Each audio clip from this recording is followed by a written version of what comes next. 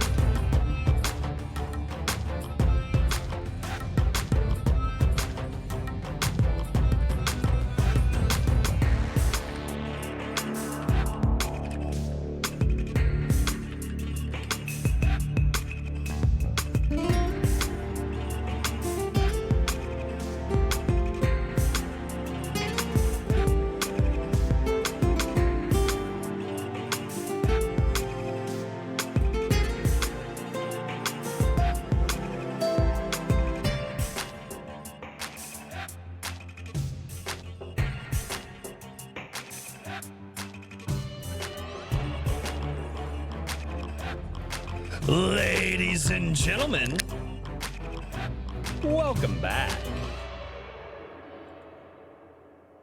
to Iron Age Nights. What's going on, everybody? Sir, you're holding up things and stuff and whatnots. Thought I'd be funny with it. No, that works. And it's like, have you been here before? Well, I literally just got my package of goodies from B.A. Turner for Vigilantes Creed, so I thought I'd show off one of the pictures. Yes, I've got to figure out where my wife put all that. My wife puts things in places that I don't. Wait, never mind. Anyway, ladies and gentlemen, shit, phrasing. Oh my good Lord. All right, well, I have recovered from last night. So Are you sure about that? Oh, yeah, yeah. I didn't get there on stream, but like after the stream, I was just like, whoa. Yeah, so yeah, that was fun. Ladies and gentlemen, welcome back to Iron Age Nights. We have an absolutely awesome guest this week. A guest that many of you know. It's still up in the air whether he's a stream otter, a river otter, some sort of mythical otter. We don't actually know. We might find out the origins tonight, though. He's a fine, dapper, gentle otter. I don't know. I mean, see, that's what a mystical otter would say. So, like, yeah. But, ladies and gentlemen, it's going to be a good night. And for those of you who are brand new to the channel, because I've gotten a lot of subscribers in the last week or two, for those of you who are new to the channel, this is the show where we bring you a new author, comic book creator, tabletop RPG creator, movie director, game designer. We've had a bunch of people on here doing a bunch of creative projects, and our goal is to bring them to you, and hopefully you guys like them and enjoy them, and you get to find your new favorite project. So, without any further ado, let's say hello to the chat. Let's say hello to the chat. Hello, chat. Over on Rumble, we got Frequency Studios. What's going on, man? Garham is over there. We got Sword Rush. What's up, dude? Chatsu. Hello. He just wanted to drop by to say hi and buy Otter's book. Yes. Buy my book seems to be a thing. So yes. Isn't that Hedge's war cry? That is Hedge's war cry. He's gonna go I'm sensing battle. a recurring buy my theme book as he's cutting down the foes. We got Skunk's Workshop over there on Rumble as well, man, dropping some chats as a member over on the Rumble. That's right, you guys can become members of the channel over there as well if Rumble is more your style. So head on over there, join with those guys. Those guys get a little rowdy over in the Rumble chat, I'm not gonna lie. They say things on that over there I can't say here. Animation Overload just joined over on Rumble too. Better catch him. Devil's Air, what's going on, man? I don't know if he's awake. He might be asleep, but he did leave this a little earlier. RH Snow, hello. How are you doing? That lady coming in with her love and passion for all of us. Thank you so much. RH Snow. Redout Productions, what's going on? We got Pritchard Pub down there as well. Some fantastic channels you guys got to check out. AS Bruner, what up? Tim Allen, hello. Yeah, drinking mead. Get you the mead master of the Iron Age. Yes. Horizon Talker, what's going on? Garham, he's double dipping. Swift Sword Rush, also double dipping. Wrangler, also double. You fucking Chicago voting mother. Whatever, it makes my channels look better. And that's why they do it in Chicago. Anyway, Bat Sauce, what's going on, man? How are you doing? Oxen W, it's awesome to have you guys down there. AC Pritchard, Evely Music, what up? 10 Cage, the Ultimate Kahuna, how are you guys doing? The Ultimate Kahuna comes in with a $5 super chat off the bat. And he says, I'm here to woo and read the Bible. And I left my Bible at home, so woo! I can't woo like he does. I don't know. Like, I can't do that. Anyway, very excited for the stream. Y'all are awesome, man. Thank you so much, dude. Timo Burnham. I can't say it. Timo. Yeah, everybody says Timo. I can't. I don't know. Something's wrong with my brain. You're like, yeah. What else is new? Timo Burnham, what's going on for $5? Says, yo, this one's for Otter. Everyone go buy his book. It is Timo approved. There you go. It's been approved by a lot of people, actually. I have not seen a bunch of criticism in what I've seen people talking about it. However, we'll find out tonight. Over on Rumble, Lieutenant Bob just showed up, but his real form is over on YouTube. It's King Bob. King Bob. I love that. I will watch that entire stupid ass movie for that one line. That, like, do you guys have those movies? Like, the rest of the movie, you're just like, it's mediocre or at like slightly tolerable, but there's one line in the movie you're just like, this is great. Do you guys have movies like that? I'm sure everybody does. So I got maybe. I don't know. Potentially. I have a couple of them. Yeah. Just you guys are. I don't even know how to talk to you people right now. Anthony Roncanelli, what's going on? Brian McCoppin, hello. It's good to see you, man. Oh, good Lord. We're going to see how well the energy levels hold out tonight. Guilty Gearhead, man. What up? TJ Marquis, howdy, man. What's going on? Another past guest of this show. And I believe I have caught up with everyone. And if I have not said hello to you in the chat, shame me. I mean, you're going to shame me anyway, so I might as well give you a reason. It's true. It's true. Yeah, I'm going to get shamed regardless. So I might as well be like, yeah, this is the reason that they're shaming me. And so, yeah. But ladies and gentlemen, as always, it is time to introduce my fantastic co-hosts. I have nothing snarky to say this week. Richard, how has your week been, man?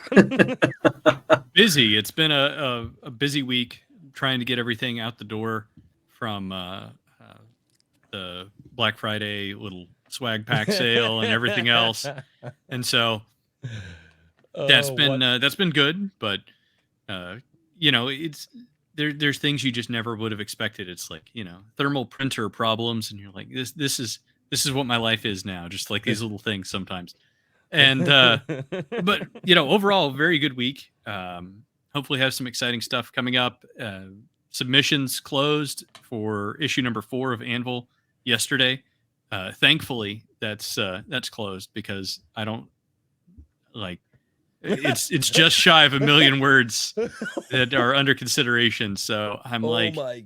Yeah, it's a lot. And there's a lot of submissions to sort through. So that's going to be a bit of time, but issue number 3 is coming together super nicely. I still need to finalize a few pieces of art for that. And then, man, that's going to be done and done and dusted, which is what I'm looking forward to. And the same thing for First Strike over with Tempered Records.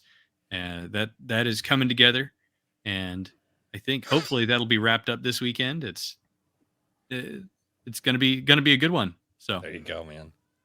Who knows? Maybe I'll even get my Christmas tree up. There are miracles. Miracles may happen. Yeah. I told the wife and kids, I was like, yeah, Christmas tree's not happening until days before Christmas. And they're like, oh, why? I'm like, We have a German Shepherd puppy that chases every cat in this house. Yeah. I am not. Yeah. Do you have a German Shepherd puppy that chases every cat in your house? No, I also left my Christmas tree up for like a month now. That's Lord Otter, how you doing? It's Called forethought. Thank you. Forethought. No, it's not. Well, I can't really. You're I can't really say I have a German Shepherd puppy running around the house. That's my job. There you go. But I've been doing well. It's kind of been a stressful week, but I've been happy. Just kind of reading through some good books. A few of us are reading through the Hunger Games right now. Ooh. All the while I'm getting things prepped up for next couple of projects that I'm really hoping to get geared up for here in the next month or so. Awesome. Well, before we get into the interview, I guess I will say hello to Daniel and introduce him this week. I was going to skip him because I know. he had a Christmas tree. He's up got something to show. We gotta give him the. He does. It's weird, Yeah. dude. Like, I remember the first time, he didn't want to shill, and then he'd have to be really hammered to shill, and now it's like almost normal for him to shill. I don't know who this new Daniel is. It's almost like practice makes perfect. Yeah, I don't know what gay shit you're talking about. But anyway, how you been this week? Busy, but doing great. Sorry, I'm still spicy from yesterday. To be expected. Yes. Oh man. It's all good.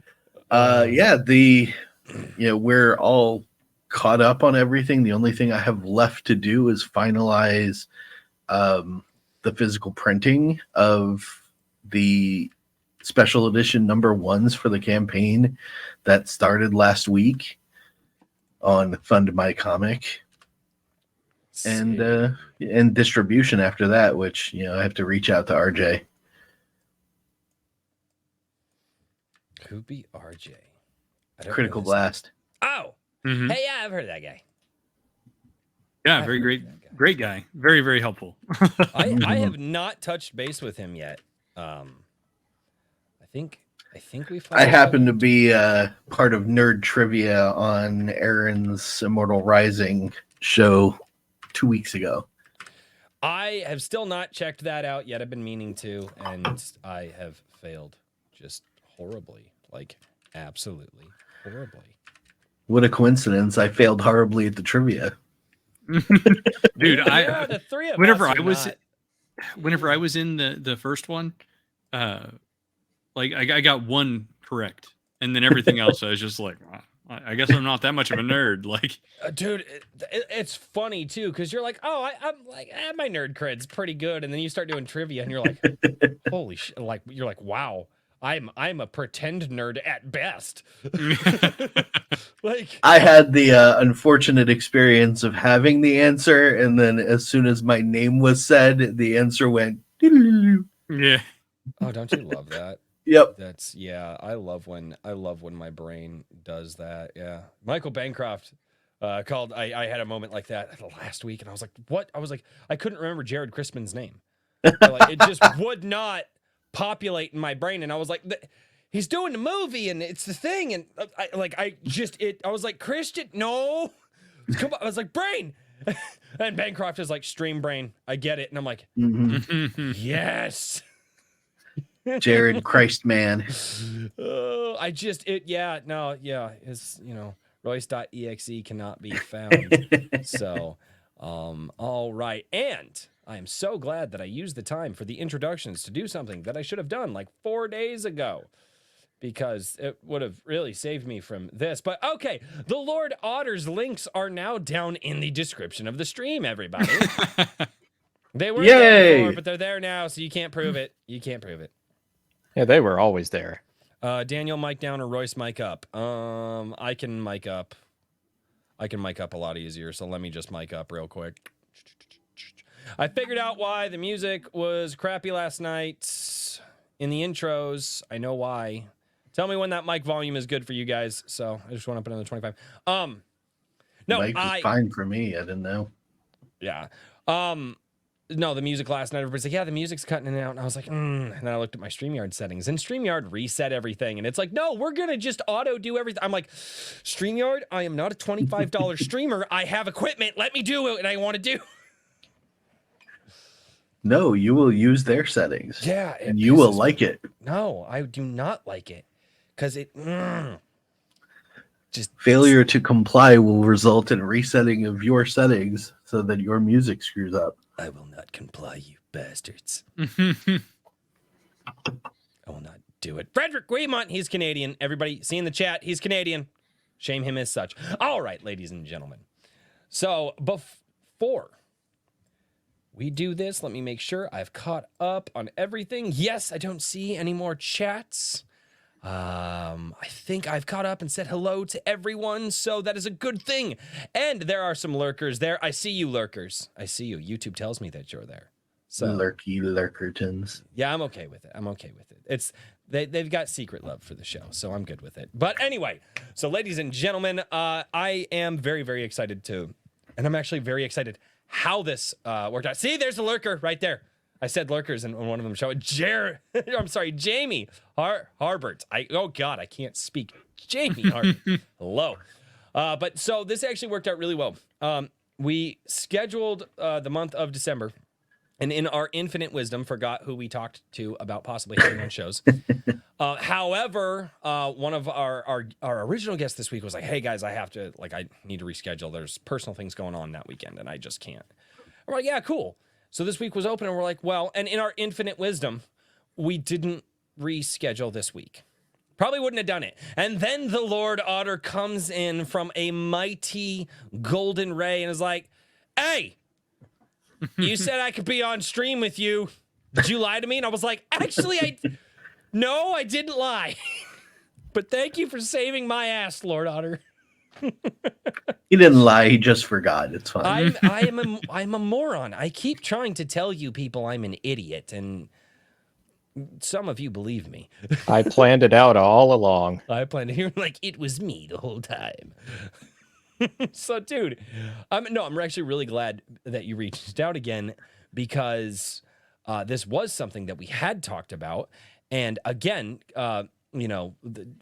very, very forgetful person, and that's why I'm always like, guys, like, message me, just like remind me of things, because I forget. So you, sir, have a debut novel out, and it is Steel and Stormbright, The Curse of the Star Wraiths. And what I want to go through with you is I want to get to how you get to a point where you think it's important to write this book. So where does all of this start with you? Oh, and where does all of it start? There's about 5 different ways I could potentially start, but pick the best one or the worst one. Those seem to be the most entertaining. Ooh. The one in the middle takes a very selective audience. It's weird. Well, here's the thing about Steel and Stormbright in general. Whenever I had started writing the story, it was in a completely different place, a completely different type of story, and just over the product of 2 years of different tastes, different books I was reading, and also just kind of getting a feel for what was there, it kind of just came about in its own right. So it started out more as sort of a Wheel of Time-esque epic fantasy, but over time, it just kind of morphed more into this very tightly packed swords and sorcery story. But even from the beginning, it's always been a tale about brotherhood, about persevering. It's always been about weird fantasy, some high magic elements in there, but it's very much a story about family. And that's how I see it, and also learning how to deal with the harder parts of life, with struggle and pushing through that. And why that story? Why? There's a lot of stories that people can go with, and a lot of different thematic elements that writers can choose from. Why that one? Just time tested and true, or something that spoke to you? A little bit of both. I think it was around that time I was really getting into reading Fafhrd and the Grey Mouser, some old school Conan stories.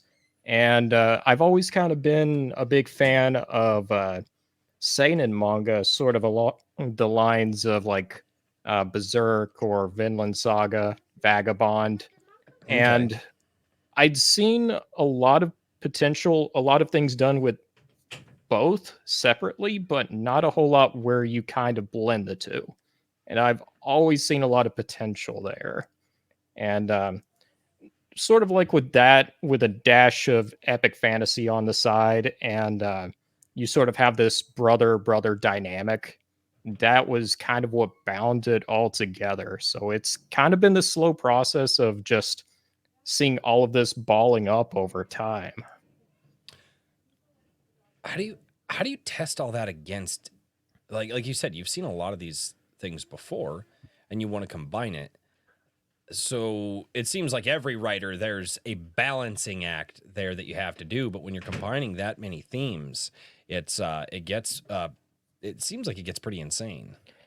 To a certain degree, it does. And that was kind of the reason why, with the story, I kept telling myself, I want to try and keep this simple, but have it be to where if you want to dig into the inner themes of the story and the world, there is that there, but it's in the background.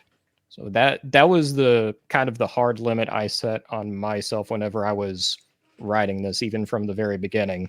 I would get into parts of writing out the magic or different character interactions, and I read it and I go, "This is way too convoluted. I Mhm. need to make it a bit easier to follow, but still have that depth there if someone really wants to dig into it."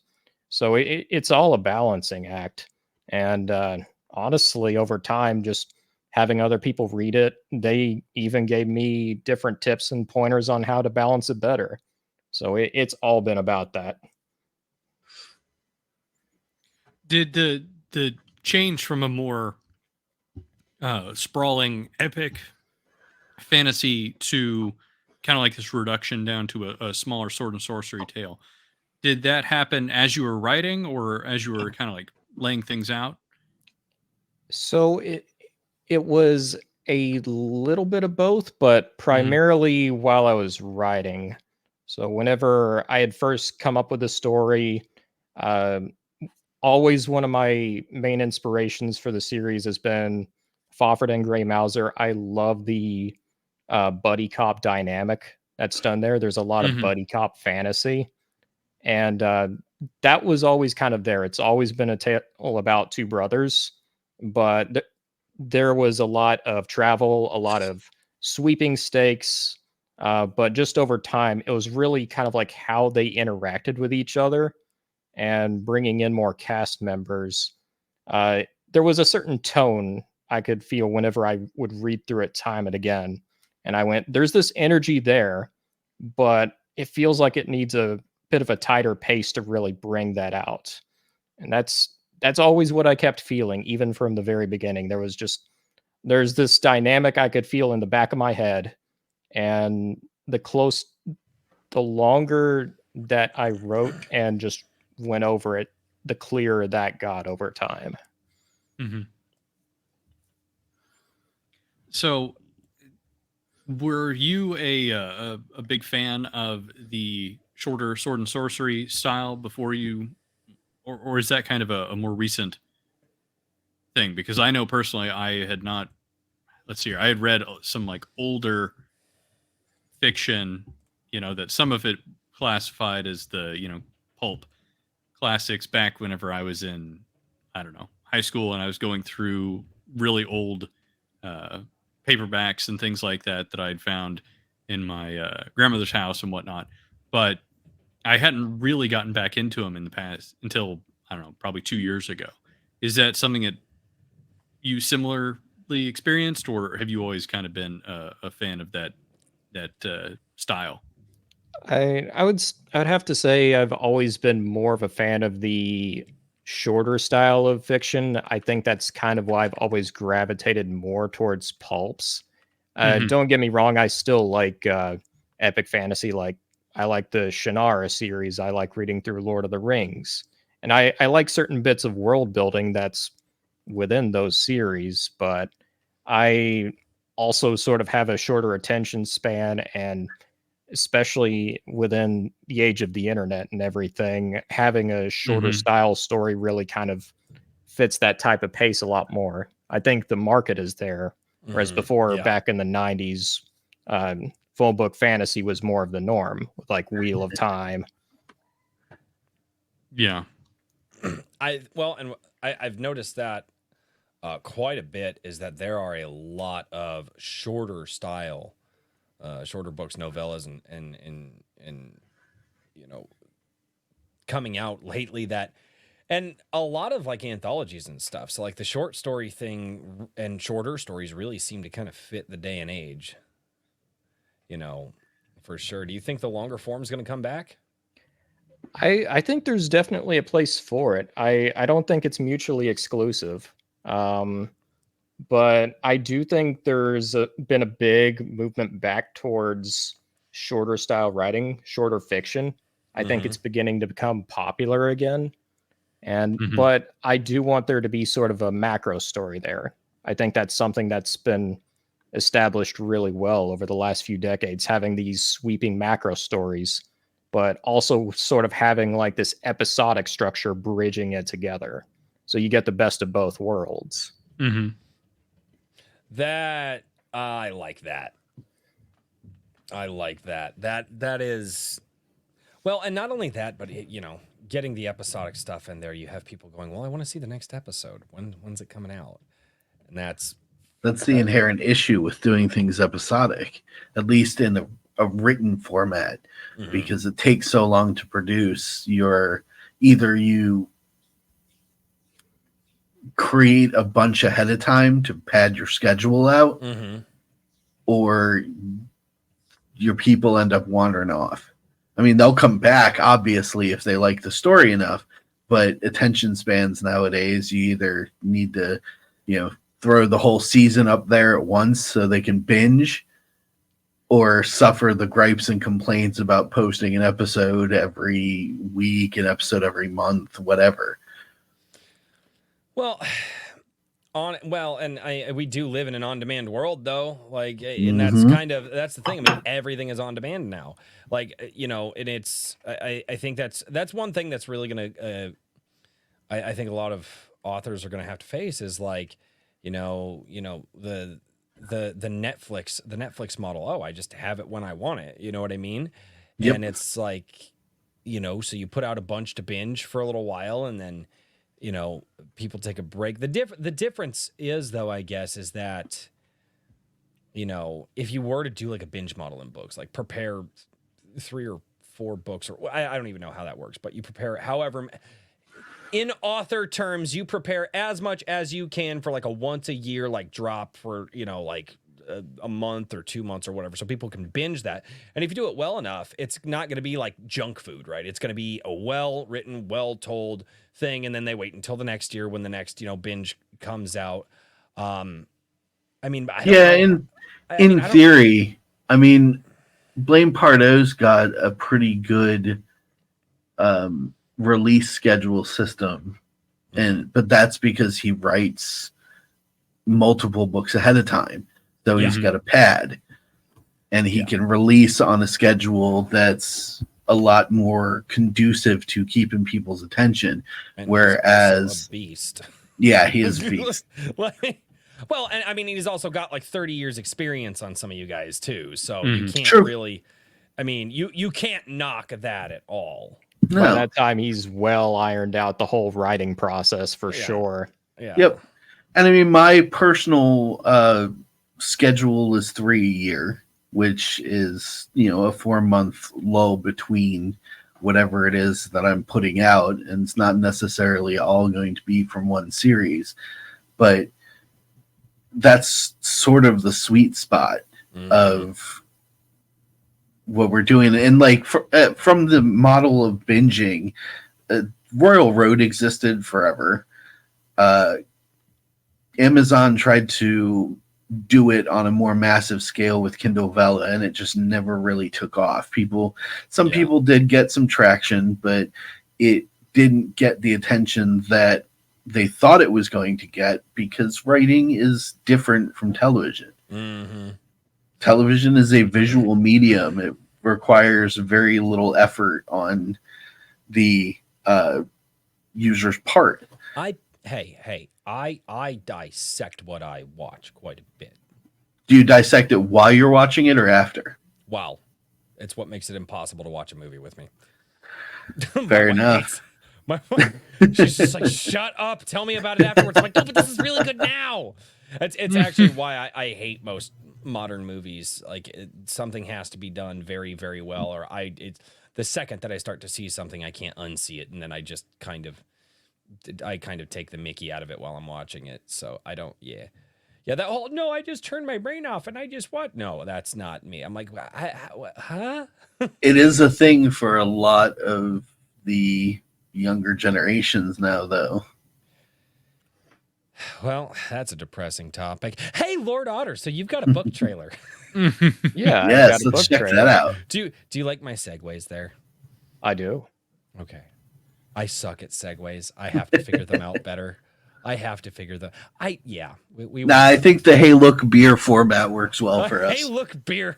Well, if it helps the situation at all, you are talking to a water weasel with a top hat. In the land of Alcaron, beauty. It started And- playing as soon as I blew it up. Good autoplay. And a there bow we go. tie.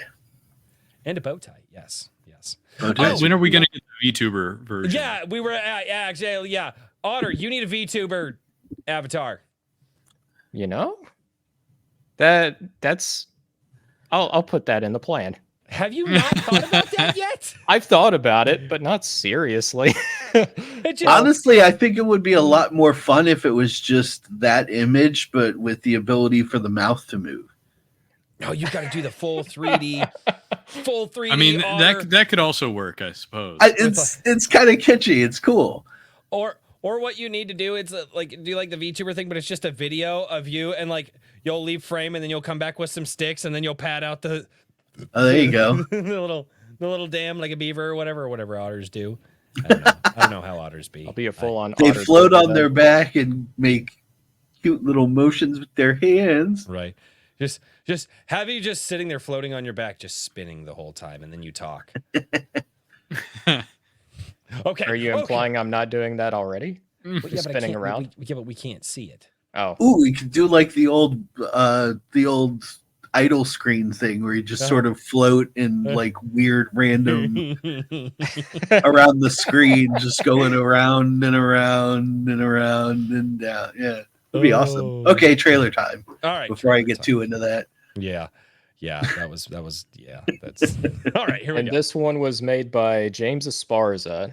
I really like what he ended up doing with it. Turned out really well. James does a lot of good work, man. He does. In the land of Alcaron, beauty meets malice, and gods share their realm with mortal souls. A paradise of pain and pleasure.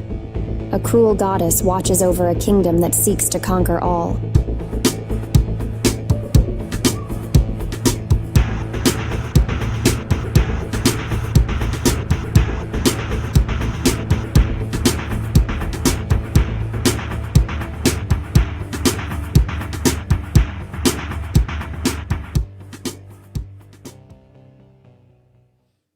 That's really good. Who'd you get to do the commentary?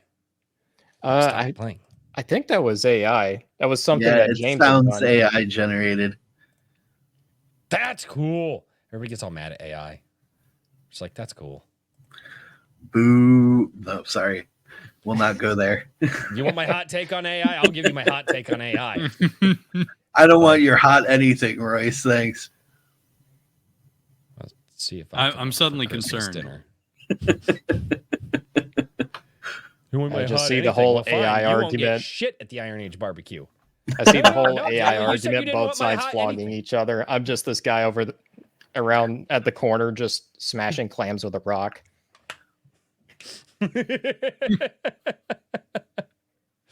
Oh, You're never going to be. You have real job security there. I haven't seen any AIs so far get into the manual fishing job. Although probably there's some robotic dolphin somewhere. I don't know. So okay, wow, that's guys, we're terrible. We've Robo Otter. Robo Otter. Robo Otter. When you release your science fiction book. Anyway, so getting back into the story. So you decided to go with the story. You've talked about the themes. You've talked about the elements. What made you want to write the story? Like, you obviously, everybody has that, get off their ass and do it moment. What was that for you? Well, for me, it was going through kind of like an exceptionally tough part of my life. It was right before I was kind of like moving states. It was just from several different places. Life was getting harder. Living situation wasn't working out. Day job. It was just a little bit of everything, and it was all of that kind of balling up into one. And it felt like it was just me there, no one Ooh. else. And it kind of got to a point where this whole project, which I had kind of had in my mind for about a month at that point, I was penning down notes, but at a certain point, it was like this became sort of a reprieve for me, a way for me to escape. And I really think that kind of bled through into the writing a bit, because I would argue more than anything, it's a book about going through hardship and learning how to stand on your own 2 feet. And that's something that speaks to me a lot. And it's something I'm still adamant about right now. Just being able to push forward and learn that it's not just you. There are other people out there who are willing to help you. And that was really the drive that made this story come about. That's kind of like the beating heart and soul of Steel and Stormbright. Oh, So excuse me. I was going to say Steel and Stormbright. What's their relationship? Brothers, correct? Yeah, they're brothers. Mhm. One's a couple years older than the other. Mhm. The Who's the older? is that would be Steel, Okay. or as you first know him in the book, it is Cerathus. The younger is Stormbright, who is originally Zolan, and there's sort of an interesting dynamic there, because Steel is kind of like overprotective of his brother. He's also a bit rash, kind of a bad boy in sense, whereas Stormbright is a little more curious, a little more naive, but he's also more empathetic. He's there to be. He's really there. Who's the more knowledgeable one out of the two of them. So you Mhm. sort of have this roguish thief and more of kind of like a sorcerer dynamic going on. So that kind of feeds into their whole dynamic between each other. But I also wanted to have certain scenes where they're split apart and see how that also affects them. I like that. Well, and that is there's that that is a type of storytelling that has absolutely been done, and it's one of those. It's been tried and tested, and in the best senses, moments like that when the characters are kind of alone, and like what you were saying, when you felt alone in your life and you had to kind of test your mettle and get through it. You kind of take your. It sounds like you're kind of taking your characters and putting them through something a little similar to what you went through. Yeah, but I wanted to make sure that they were separate from me. I did not want it to be just a self insert. That was what So they ended are up. not, in fact, otters. No, they are not otters. Okay. But I wanted to make sure that Sorry, both of them were spoilers. distinct from each other. That was something I struggled with a lot early on, and I wanted to be sure that they had a different approach to the same problem. They go at it from two different angles. They're both effective in their own way, but whenever they start working together, they find that harmony. They're much more formidable. I wanted that to be a huge part of it. So how many different scenes or different situations do we see them in the book? I mean, 228 pages, that's some ground, but it's not a lot of ground. So I mean, I'm assuming they're on a journey. How many places and situations does this journey take them on in this edition of the book? Well, let's see.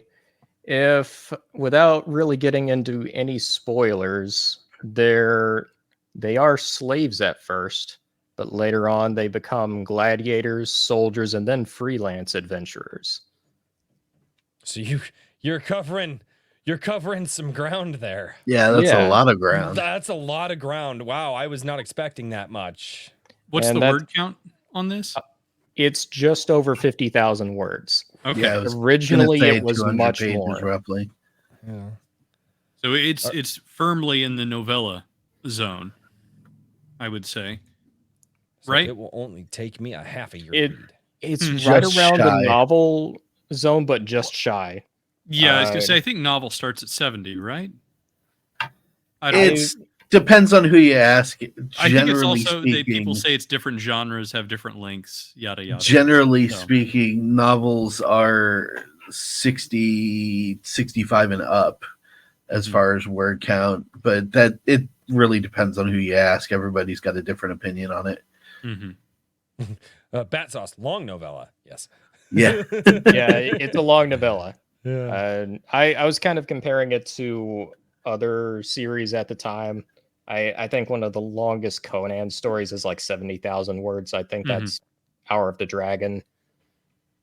Okay. How many?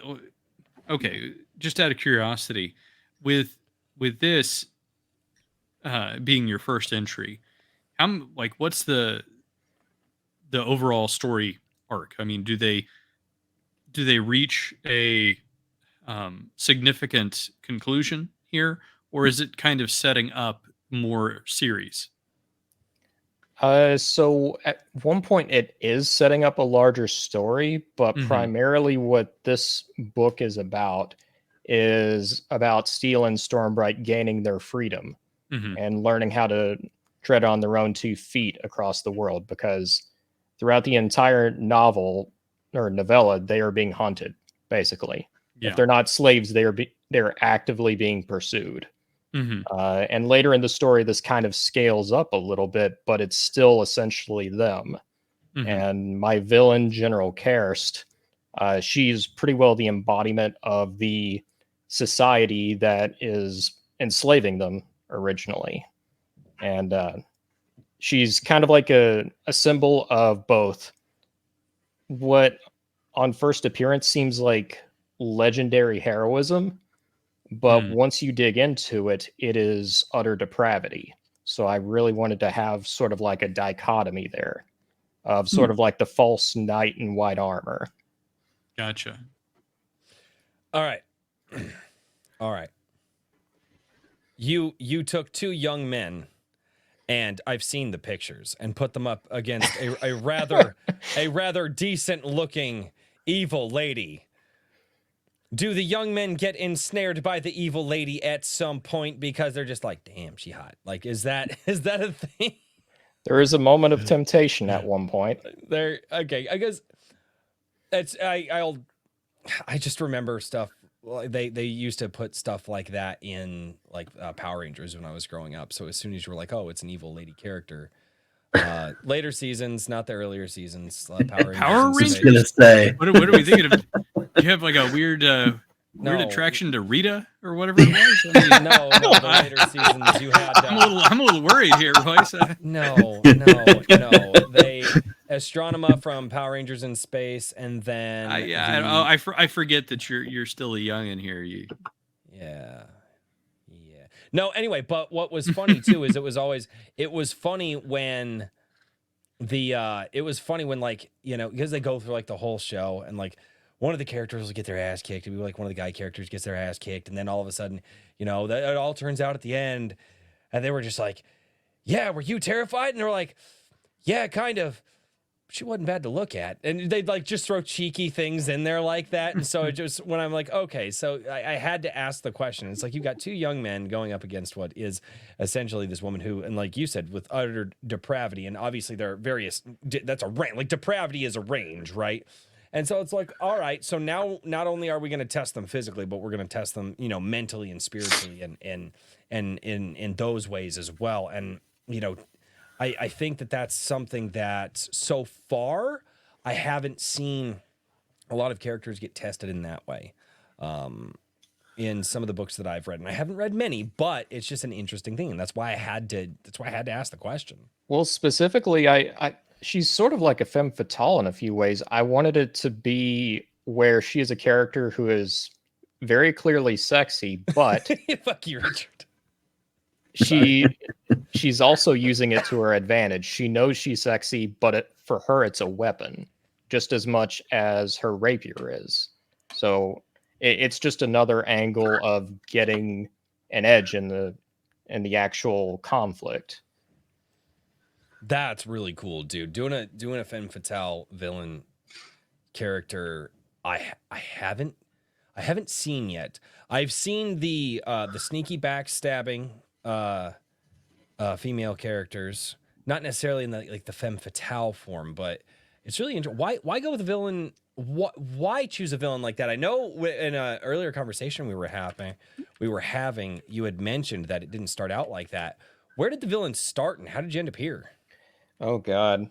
Well, originally General Care sort of started out as a deconstruction of a lot of girl boss type characters, and it kind of morphed and changed a little from there into something a little more unique, a little more conventional, but not really.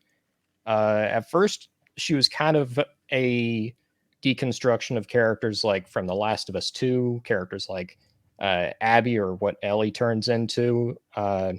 So originally, she wasn't even supposed to be sexy at all.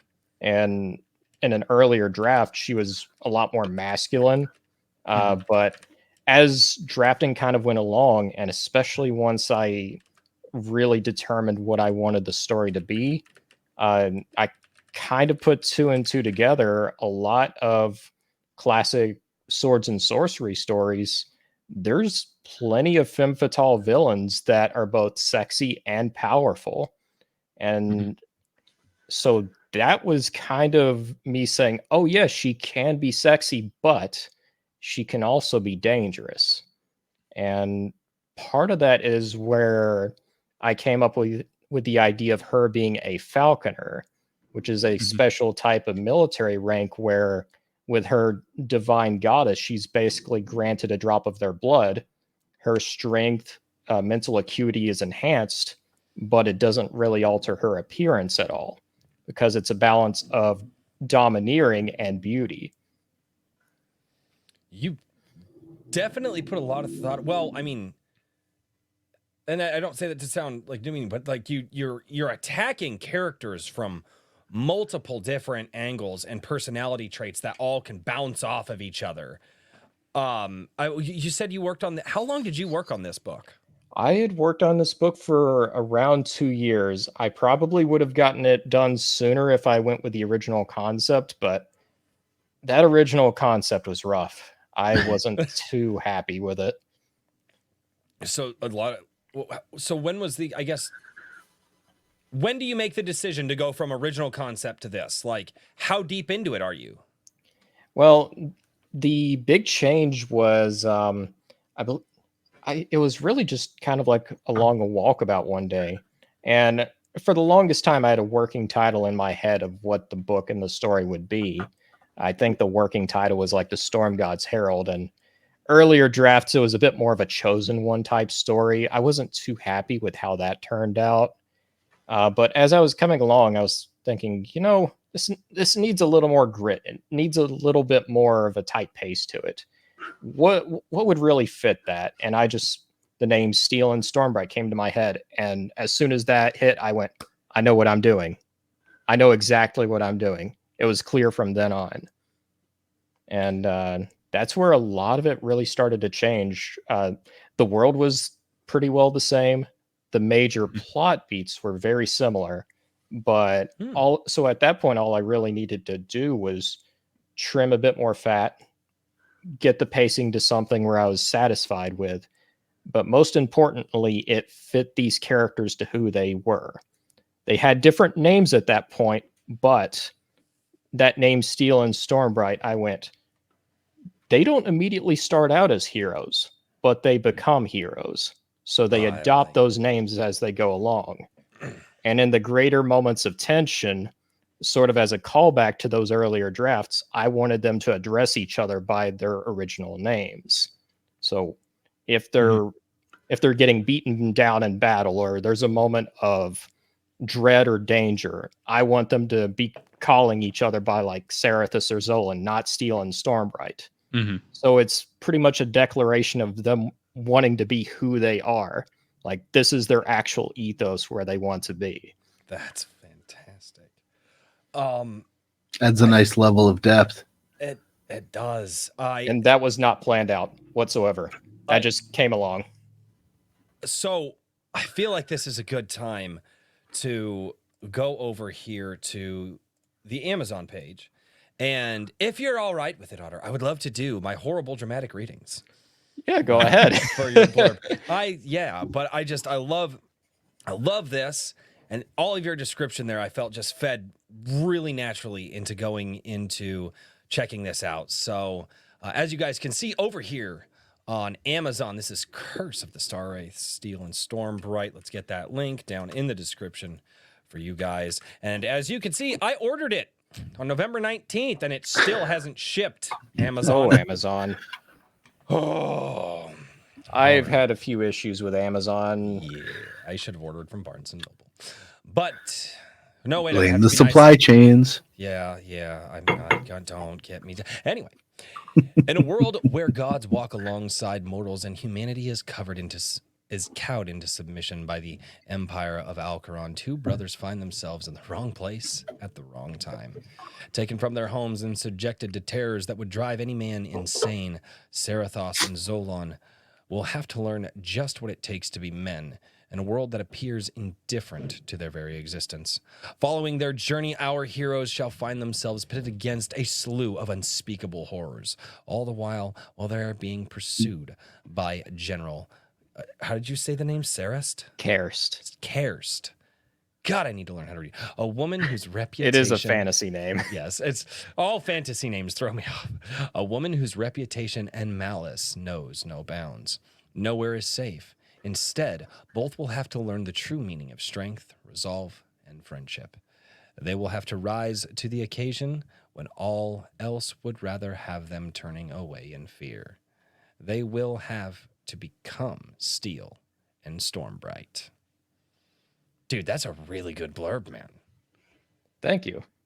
That's a really good. It gives you just enough to be like, all right, there's some story here, man. You've got something going. There was very much a musical influence with Steel and Stormbright. It didn't start immediately, but as time went on, certain groups, like especially like Eclipse or Blind Guardian, they really influenced the final tone of who Steel and Stormbright are.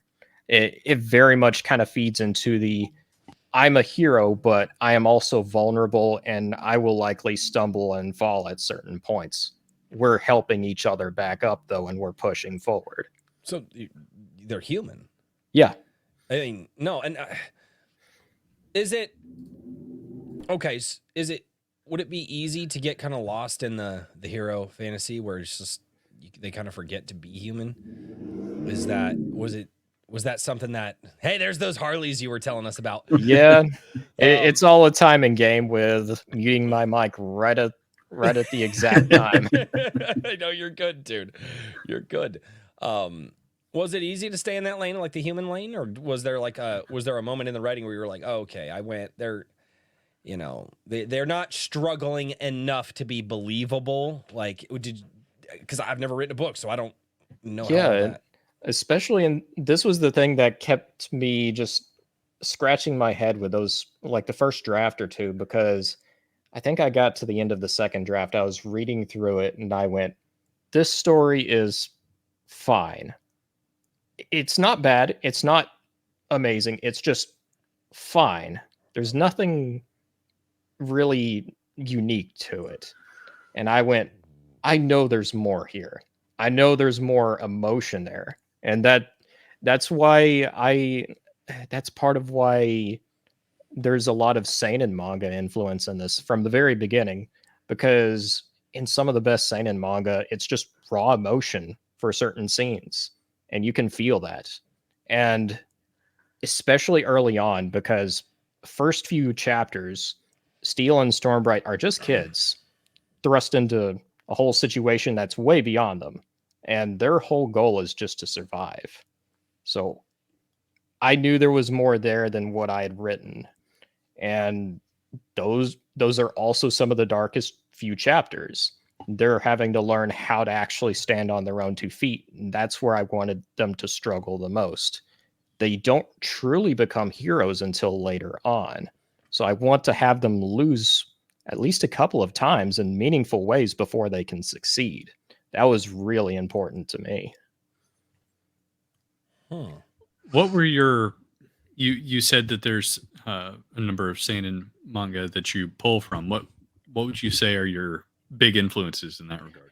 The biggest influence I would have to say is a manga called Vinland Saga, if you're familiar with Okay. it. Yeah, they've I'm not turned that familiar into with the an anime, manga, but I am familiar with the anime, but only a little bit. I haven't watched a whole lot of it. Fucking weeb. What? I'm pretty sure you watch more anime than I do there. I probably do now. Mr. Yeah, my Well, never life mind. has changed in the last year. So Well, The last year. Okay. A year ago, somebody no, was. legitimately. was- Like my daughter wanted. She was getting what the hell was she? I'm just saying, a year ago, somebody was arguing about Legend of Korra. Feeling very That's not a strongly fucking about anime. it, That so. is not an anime. That is a Western animation. It is not. It is This not is an anime. this is see. I think you're just making my case here. Anime is made in Japan. And I didn't watch a lot of it until like a year ago. the weird thing about Nickelodeon doesn't count. What? the weird thing about Vinland Saga though was it was what originally inspired this story from the very, very beginning. There because there is a major amount of attention to detail with historical accuracy in Vinland Saga. It's one of the reasons why I really like it. There are a few parts where there's some underlying ideology I very heavily disagree with. And it was one scene in particular where I disagreed with it so much that it kind of spiraled out into what this is. So there's elements of Vinland Saga here for sure, inspiration wise, but it's almost like a response to that in a weird way. I don't want to think that's the only reason why it's there, but that's kind of how it started out. Well, I think that there's a lot of creatives in the indie space that saw one piece of media or another out, or there was always a straw that broke the camel's back at least, and it was like, that's it. I'm just going to do it myself, And yeah, that was it for me. That's interesting. That's really cool. That I wonder how many pieces are out there, because I mean, a lot of people are like, yeah, no, I was inspired by this, but you don't hear a lot of people go, I disagreed with this thing really bad, so I made a book about it. Well, I don't know. I mean, I think that there's a lot of creatives out there who, if you talk to them, It's more common than you realize. Yeah. Who are like, well, I liked this one thing. If we're talking positively, they'll say what they liked and everything. And I mean, even like Otter was saying, it's like, he liked this thing, but he liked it so much that when things went differently than I'm taking it, than you would have, deemed them to go, that it motivated you enough to potentially start this whole project. Maybe that's not entirely it, but is that kind of one of the origination points for it? Yeah, it was kind of the origin point, because I wouldn't have even this wouldn't have even been its own book if I didn't love the series as much as it did from the beginning, because 90% of it is a story that's masterfully told. A lot of it is a commentary on the nature of humanity, the nature of violence. But specifically, it was the idea of man making his own paradise where he's free to do as he will, like freely, completely. I kind of took that idea, I thought about it. It was there in the back of my head, and half a dozen different stories and ideas just came out of it. And that was kind of how I came up with the idea for the villains. That's where Alcaron kind of came from right there. That's how General Karst kind of came about. The idea of creating a paradise, but at what cost? is it really paradise if it's only for a certain group of people and everyone else is left to suffer just for the sake of that machine? Mhm. Okay, so you're getting into like some political shit here, Mhm. and I want to rant now, but I can't rant because I'm like, no, I've got to give an interview. But I'm like, I see what you did there, Otter. Like, no, I'm cute and adorable. I'm not making a meta commentary on the way that the world is. And I'm just telling you how my weird mind works, okay? No, you're good.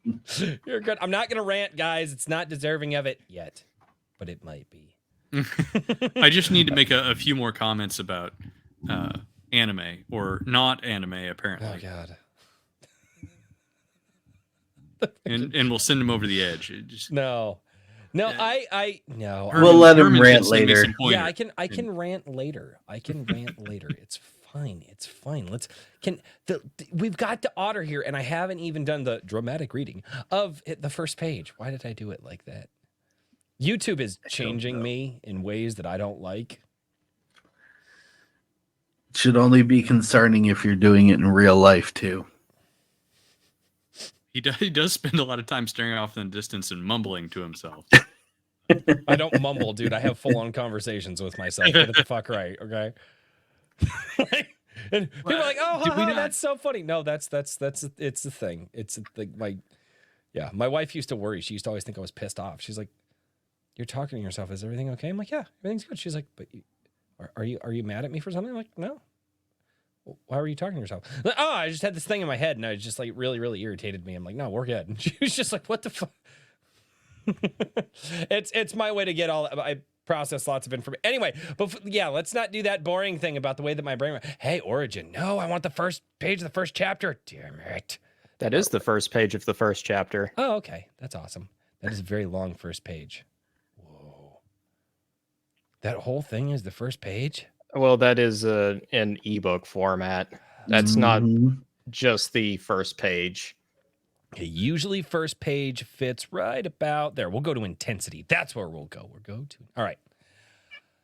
All right, dramatic reading time. I'm going to absolutely screw this up. Lord Otter, I'm not sorry. I'm sorry. I have to screw up your book. I have to. Okay. But I might get you a sale or two.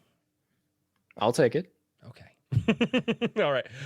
Origin, guys. We'll get through the first few paragraphs here. Darkness came in full as the storm clouds rolled overhead. The landscape reeled with its plains of golden grass, acacia trees, and cool... What in the fuck were... Rhododendrons? Rhododendrons. What the hell is a rhododendron? It's a flower-ish, yeah. Why do you know what that is? Because I write lots of things. Oh, okay, that makes sense. I was like, "What do you study flowers? Were you gay?" Anyway, all right, and cool rhododendrons, dimming as if under a spell. All the magic and hope of that land vanished with it. In its place, there came a feeling of ominous uncertainty, coupled with the odd streak of lightning. The brothers frowned as they rode atop their mares. The cowls spanned over their heads while rain soaked them to the bone. Normally, Zolon and Sarathos wouldn't have been surprised by the weather like this, yet it dawned on them that this was no ordinary storm. It arrived in a matter of minutes, and what started as a mild drizzle had become a powerful downpour. Had become a downpour. Why am I adding words? My brain is not functioning. Had become a downpour. It looks like we've chosen a bad time to visit Mother's grave, said Zolon, his voice barely recognizable over the howling winds. Well, it's too late to change that now, his brother replied. This storm is getting worse by the minute. We should find some cover. Perhaps you're right. He looked about them, spotting a lone acacia tree standing nearby. Its branches swayed violently with the wind, yet it looked safer than the path they were riding along. Lightning struck overhead. Zolan's horse whinnied in response. The youth tried calming the beast as he could feel her panicked movements coming from underneath him. He kept her calm enough so that she followed his brother. They departed from the path, and soon they were both underneath the boughs of the large acacia trees. The wind howled in their ears, though it seemed that the storm was steadily abating in intensity. All right, that was the dramatic, horrible reading of potentially what is close to the first page of the Lord Otter's book. Color me impressed for your first book, man. Color me impressed, dude. That's pretty well done. Thank you. That's There's some pretty gnarly drama that happens just after that. well, if the guys want to find out about the drama, it's $15.99 to finish, guys. It's $16 to finish plus tax because the government's got to get theirs too. But if you guys want to go over and check out The Curse of the Star Wraiths, go over to Amazon, check it out. If you want to finish the book, don't cheat and go read the rest of the sample. Don't cheat. Go buy the book. It'd be a great Christmas present. So I've heard. You know, if Amazon would ever send me mine. So no, that was... You're getting very... I like that you're getting very intense with the weather. You're using the weather to set the tone. Obviously, Steel and Storm Bright does... It kind of alludes to, you know, naturalistic phenomenons and things like that. Very magical and whatnot. Does that happen through most of the rest of the book, where you use the weather and the world around to set the tone, or is that just kind of specifically for the intensity of this scene? The world is its own character, and I wanted to make a point of that. This is something I had picked up from other writers such as Lord Dunsany and Fritz Leiber. They will give certain human characteristics to the world to make it feel like its own person. And I really wanted that here. So the storm is one element to that, and there is a reason for that. Later on, there are also the two moons that overpass the world, and they have contradicting orbits.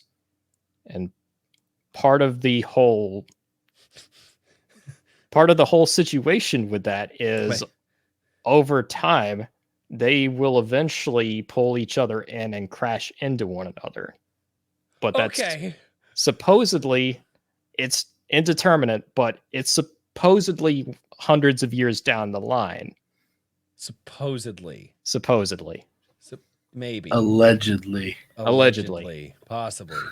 Athletic tits. Somebody said that earlier. That was a whole meme. That was a whole meme for like two.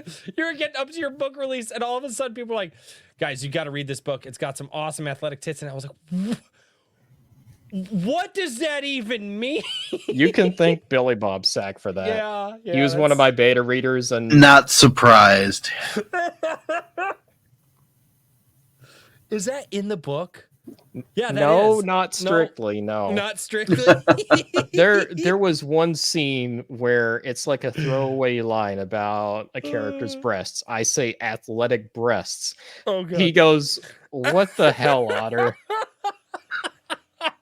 I immediately reword it, but he still runs with it, saying, "Oh yeah, you should buy Otter's books. There's athletic tits in it."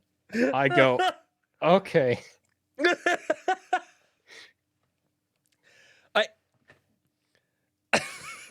After a certain point, it was too good of a phrase not to use. Let's just put it at that. It's great, man. It's the meme marketing.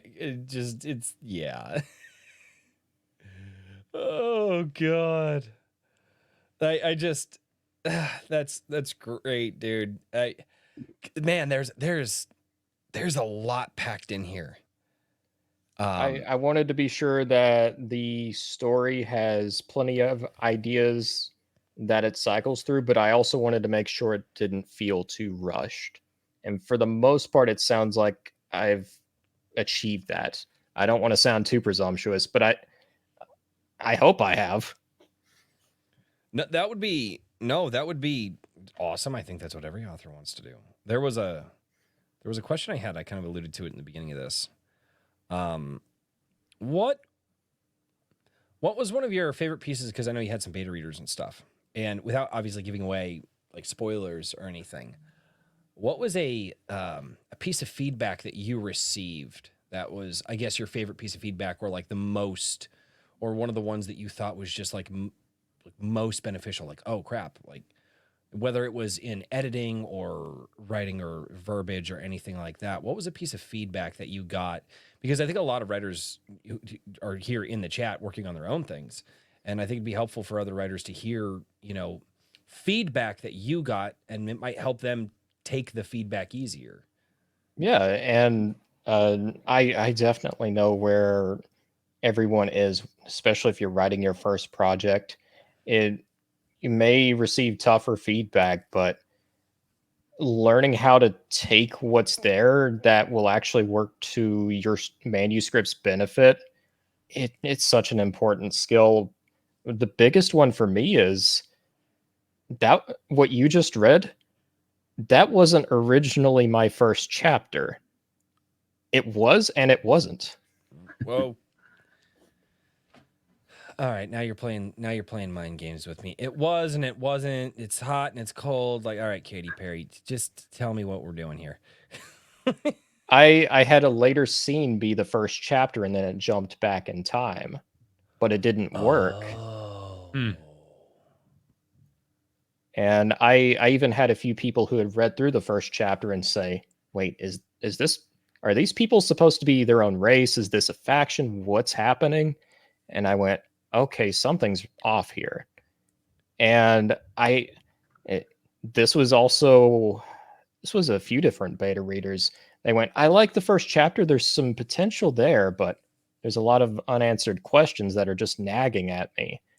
They get to the second chapter and they say, "I love this chapter. It should be your first chapter."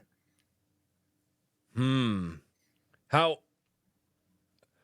So, I mean, I knowing you, I would imagine you probably took it a little bit more humbly, or did you? I mean, I would think that you'd be like, "Oh crap, yeah, maybe I should," or was that a hard thing for you to be like, or was that an easy thing for you to go, "Yeah, just plop," like? In a way, it was kind of tough because I had rearranged a few scenes. It was earlier on because the major problem this story had a few drafts ago was the pacing originally was a lot slower than I would have liked. And in that kind of scramble to really make sure that everything was kind of coming along at a good pace, developing characters and also introducing the world, I had actually trimmed off a lot of fat with some of the earlier chapters. But things had kind of gotten moved around to where I thought it would work, but it really didn't. And all it really took was to place that one chapter I had at first, move it just a couple spots ahead, reword a couple of things, and it worked perfectly in the moment. Hey, you keep saying drafts. How many drafts did you do? About 7 or 8. Oh. Okay, is that normal? I'm an idiot here. Is that a normal thing for authors, or is that Starting out? Yes. For a novella, it's a little unheard of, but since it's a debut, first effort at publicizing something, I can definitely see it. Nowadays, I usually go through 3, but I've got a lot of experience under my belt at this point, so it doesn't take as much to refine a story as it used to. But The Wizard's Mistake, my first book, ran through 5 different iterations before I settled on it. And Richard, I know your wife. She's written. Mm-hmm.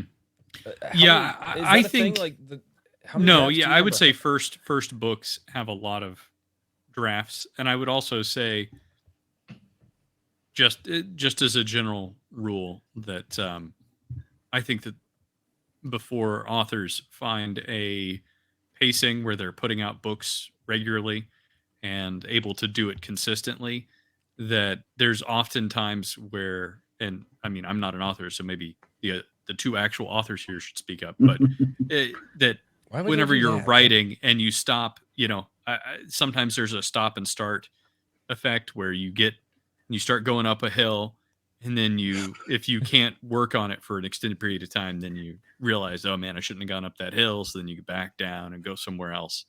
And I think those instincts just have to be developed through doing to a certain degree. Well, Yeah, absolutely. I also fell into the pitfall where I didn't have anyone really reading the manuscript, and what beta readers I did have were close friends and family, which I'm a little more hesitant about now because you need that honest feedback. So, And I had fallen into Absolutely. that trap, which had kind of caused some revisions, which I weren't really all that happy with. And so for a lot of new writers out there who are struggling, and you may get the feedback, there's a good story in there, it just needs work. I know exactly what you mean by that. Like, trust me, I've been there, and you just stick with it and you listen to some of the feedback people will give you. Good, honest, constructive feedback, you will get there. Like, it's just a matter of time, discipline, and patience. Because having good editors and beta readers help to point you in the right direction, because they will help you find the best parts of your story and your characters for you. All you need to do is work around it and take the opportunities that come along the way. And that's what happened here, because I kind of fell into a lot of pitfalls early on, especially a lot of those novice writer pitfalls. And it was a struggle to get through, but I do think it's all meaningful struggles going along. It's fair. I will make a short PSA for the first timers out there. All of what Otter said is true, but there is one factor that I would like everyone to keep in their mind, and that is that it may not happen when you want it to. A lot of us are pushing hard to produce things, but from experience, some of you may not be aware, a couple of years ago, I actually attempted to crowdfund a book that I hadn't even finished and ended up not finishing it because I hated the whole draft. It was about maybe 40,000 words into the whole thing. So I'd gotten pretty far, and then I was like, this is absolute trash. I don't want it. So I started rewriting it, and I got about 25,000 words into that. So 65,000 words total, and still didn't like it. That book is called Rise of the Patriot. It is not finished still to this day. And I just had to put it aside and say, when it comes to me, I'll finish writing it. But right now, it's just not working. And maybe it won't. Maybe 5 years from now, I'll finally have that eureka moment where it does come together, like Otter had with the Steel and Storm Bright name. But you got to let it go sometimes. Sometimes you do have to let it go. And that's the thing. Sometimes it just takes time. I actually understand that thing, because when I was first starting out writing my own songs, there was a song, and it actually turned into one of my favorites. I actually still played it. Very, very simple, four power chord song, but it's actually a song that I carried through into my adulthood because I loved it. But the first year that song was around, that I practiced it with my band, it didn't have a second verse because I couldn't think of one. And I tried. I sat down. I can't tell you how many second verses I wrote, and they're trash. Nothing fit. And all of a sudden, I'm sitting there watching something, and it clicked in my head, and I'm like frantically like trying to get the pencil in my hand to get my amp on, and like I get it, and sometimes it clicks, and I remember calling my buddies. I'm like, guys, I wrote the second verse, and they're like, fuck off. I'm like, no, I really did it. Like I did, and they actually heard it. They're like, dude, that's better than the first. I'm like, I know. But so I actually get that, time, what's the old adage, absence makes the heart grow fonder. And I think if it's something that you really want to finish and really want to do, eventually, that emotional side of you as a writer will go, okay, here it is. Here's the story. Here's how you're going to do it. Just like what happened to you with that second verse of that song. So what? And just watching the chat, Danielle, no, I pulled the crowdfund immediately when I couldn't get the book to go where I wanted it to go. So no, not technically, no, I did not pull a G.R.R. Martin, because there was no series to fail on. It was the first attempt at writing that specific thing. But every once in a while, I'll hear a song and I'll get a scene, and the idea just goes into my concepts folder for whenever I can put them all together and make the book. Until then, I got other stuff to do. I even had a character that came about sort of along those lines. Oh, I love that. There is one Blind Guardian song I really love, and at one point for the longest time I heard them say "Old Man Darkness, Old Man Darkness," and what it was actually saying is "Roman Darkness." But me mishearing that, I went, "I love that name," so I wrote it down. And it's actually part of the draft. It's part of the story. It's part of the world. Yeah. Mm-hmm. I've done similar. Hasegawa from G Sedai came out of nowhere. Wasn't originally part of the outline. How? Obviously, you have to have a good outline, which is why I would fail at this. I don't like outlines. Outlines piss me off. Kind of. I outline differently, though, because I'm a musician. So outlines are sporadic at best, but the ability to pivot's really useful. Yeah, I was gonna say, how much danger do you feel pivoting from the outline that's originally there? Like, obviously, if I'll let Otter answer that first. Yeah, what I'm asking is, you're gonna have to pivot from the outline.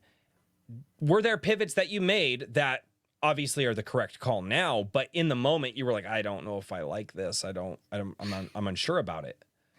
Well, I mean, I inevitably pivoted from my outline. One thing I try to do, especially with something that's a little more novella or novel length, I try to make the outline as solid as I can.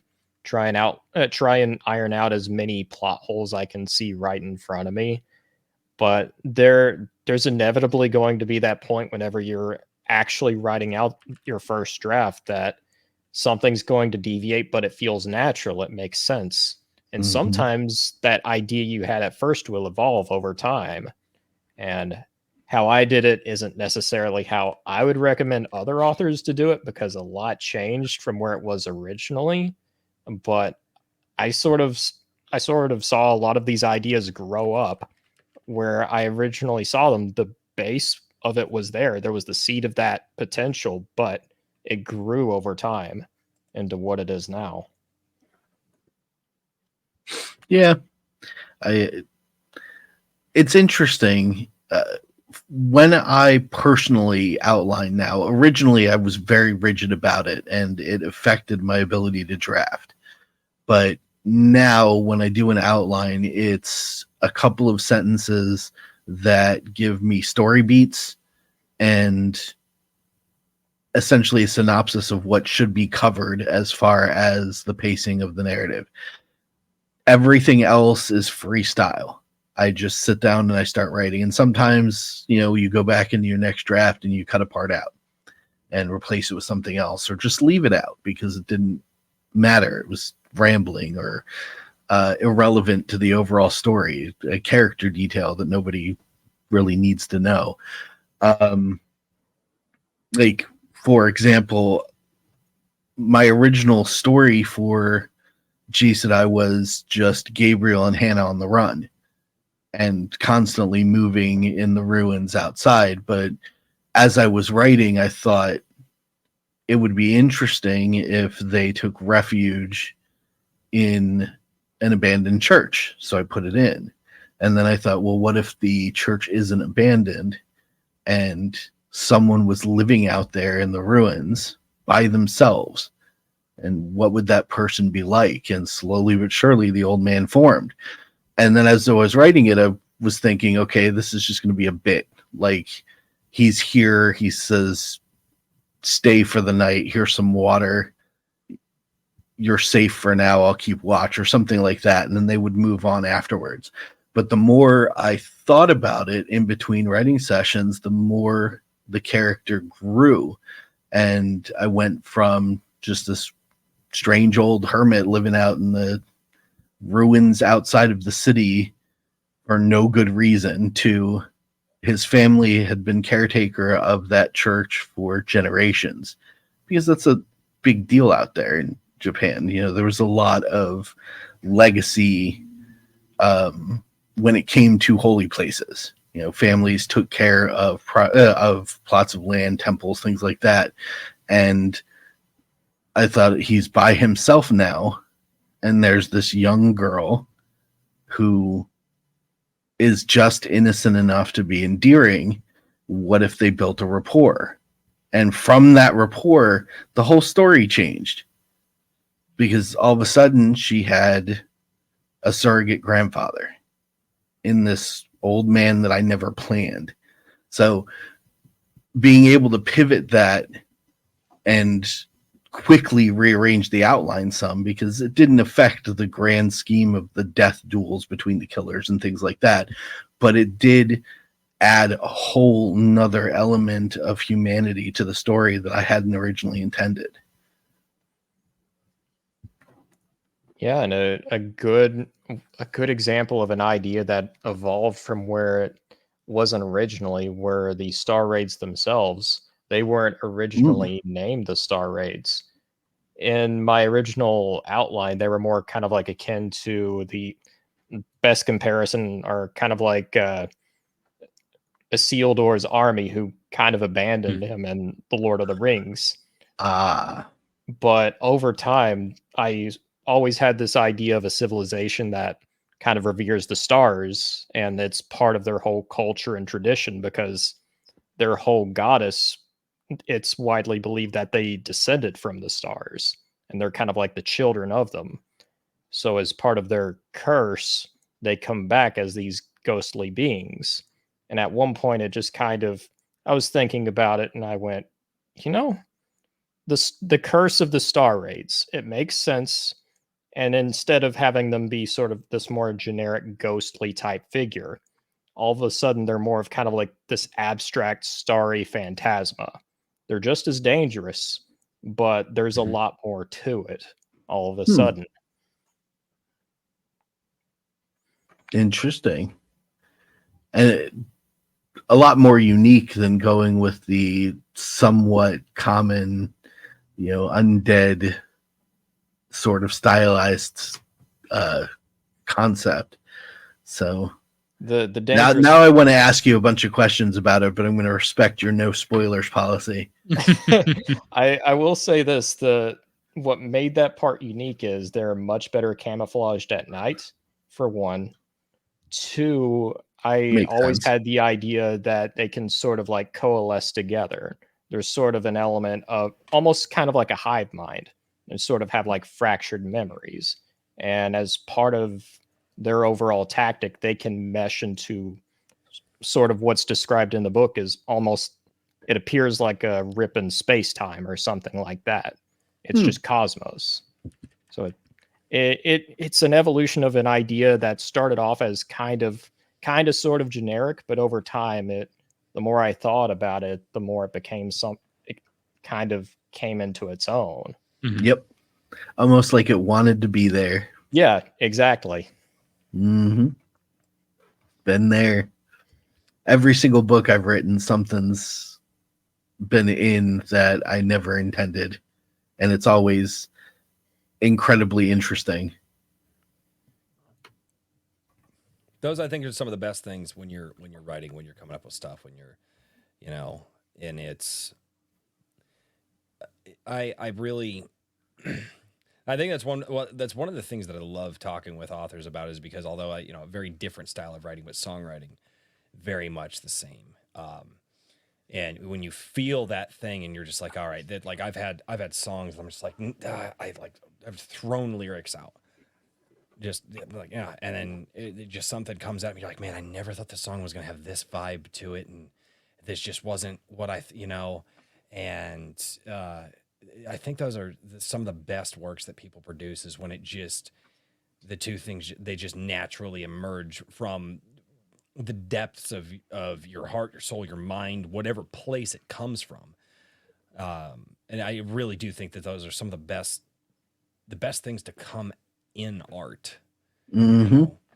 So spontaneous ingenuity. The same thing that happened with the Chronicler stories. Originally, I had planned on just the two mages, and they carried all of their things in bags of holding, and I wanted that to be the kitsch, the funny little nod to people who play tabletop RPGs.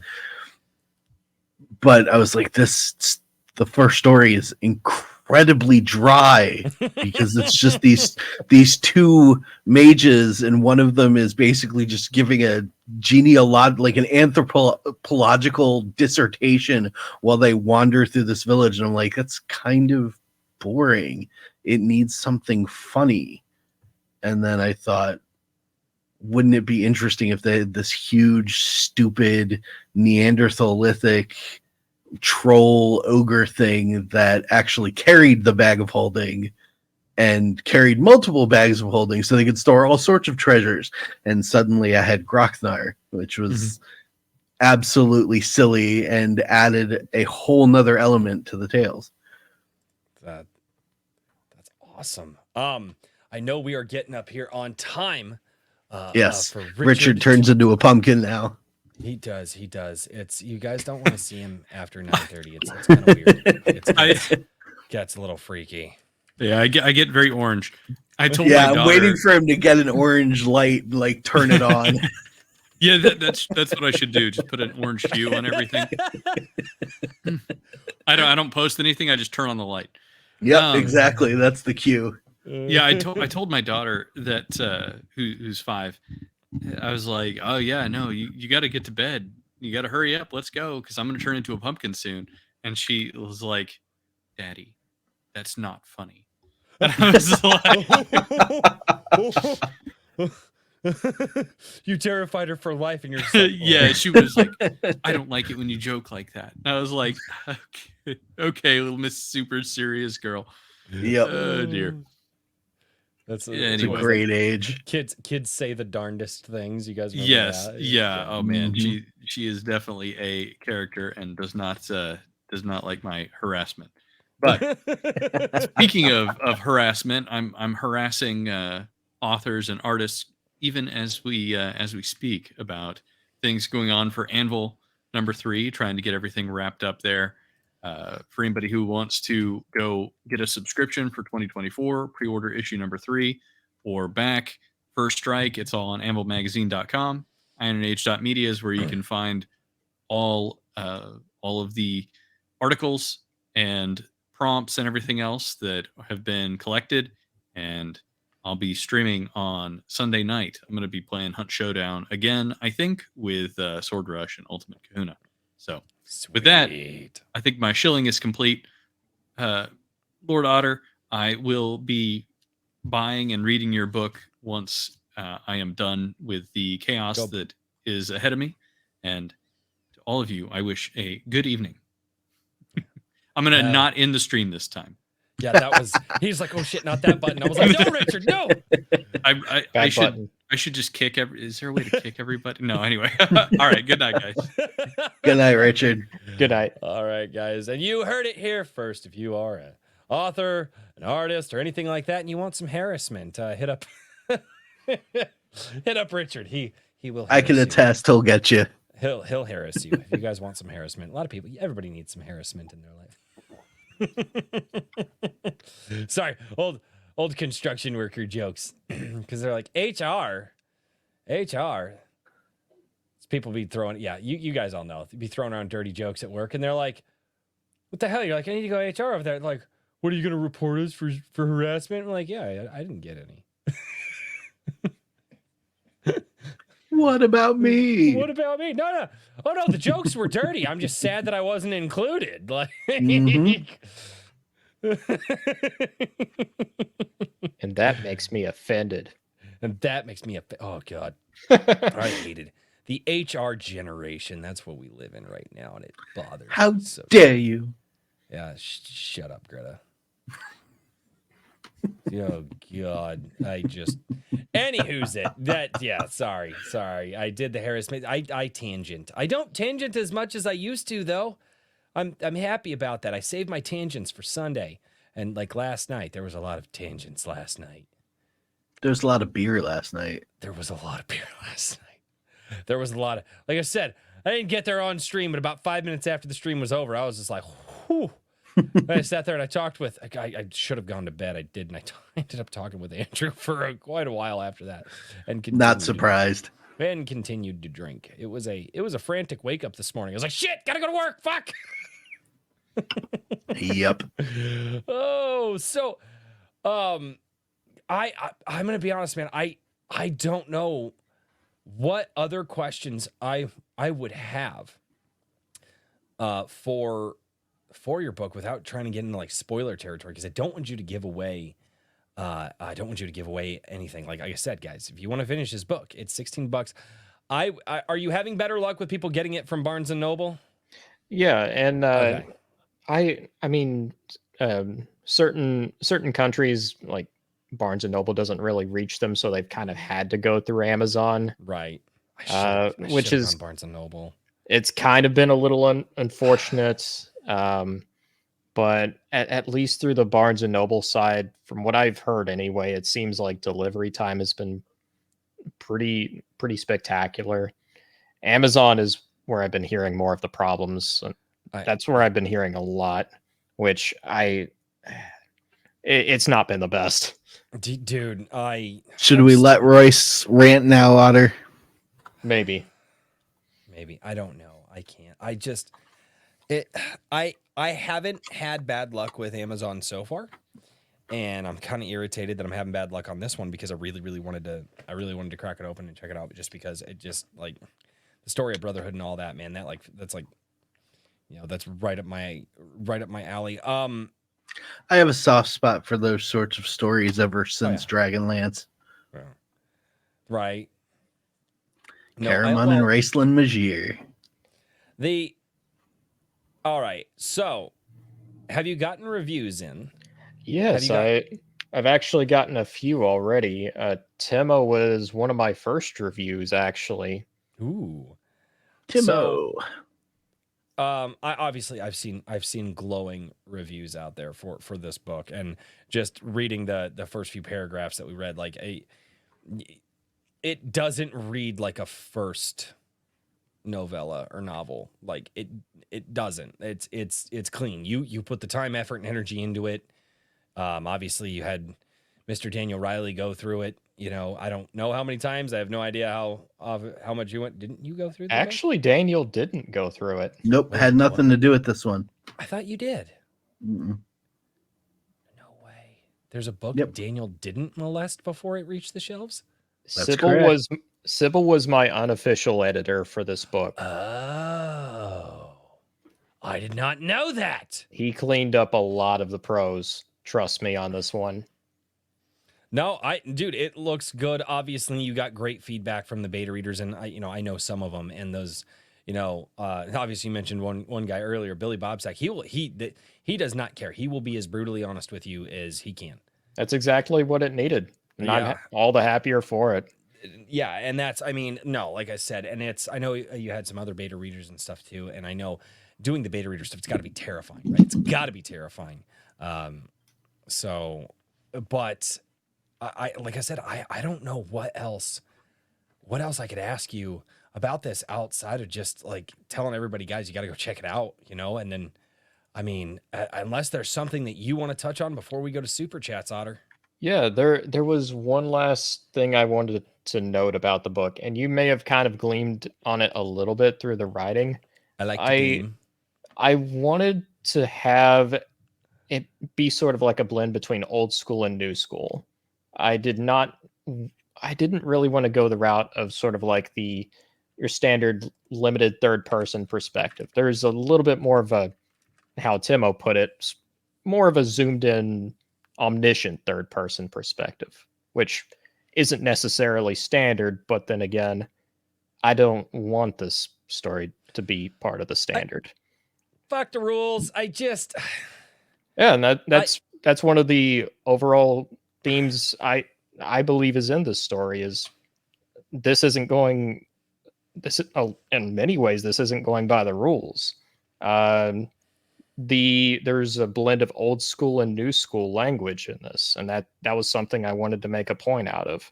It and this is something I've been hearing a little bit from readers, which it's been very humbling to hear. Is it's easy enough to follow pretty without really any hiccups, but there is some more flowery language you don't really see in a lot of more modern novels. I would love to say something here. Can we stop calling it flowery language and can we just call it higher level language? Because the one thing that I have noticed in the books We can use the old writer term for it. What is it? Purple prose.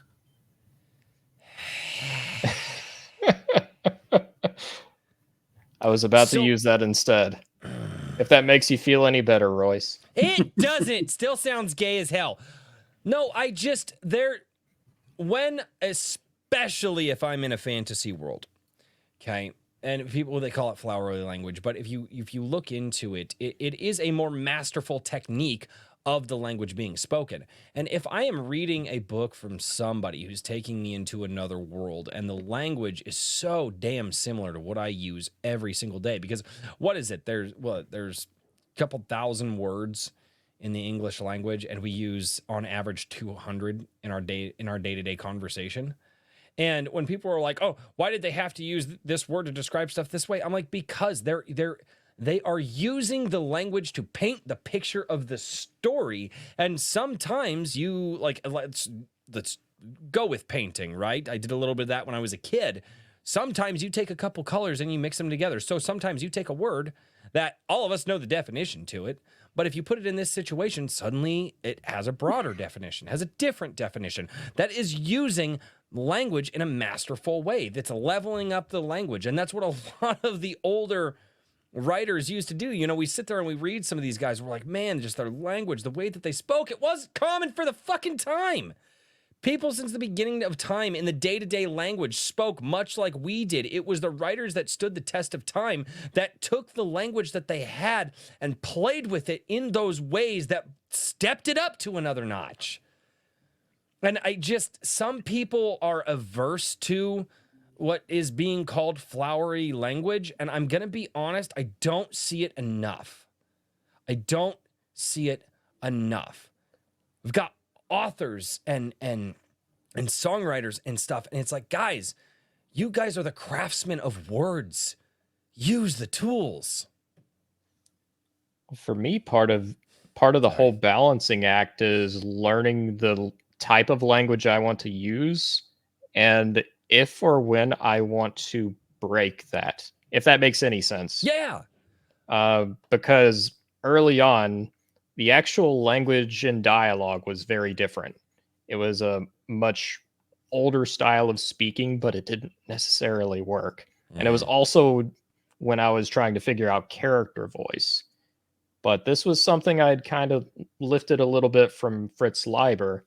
I think one of the best quotes for his world, which I have a bit in my own world, is it's so unlike our world, but in another way, it's very like our world.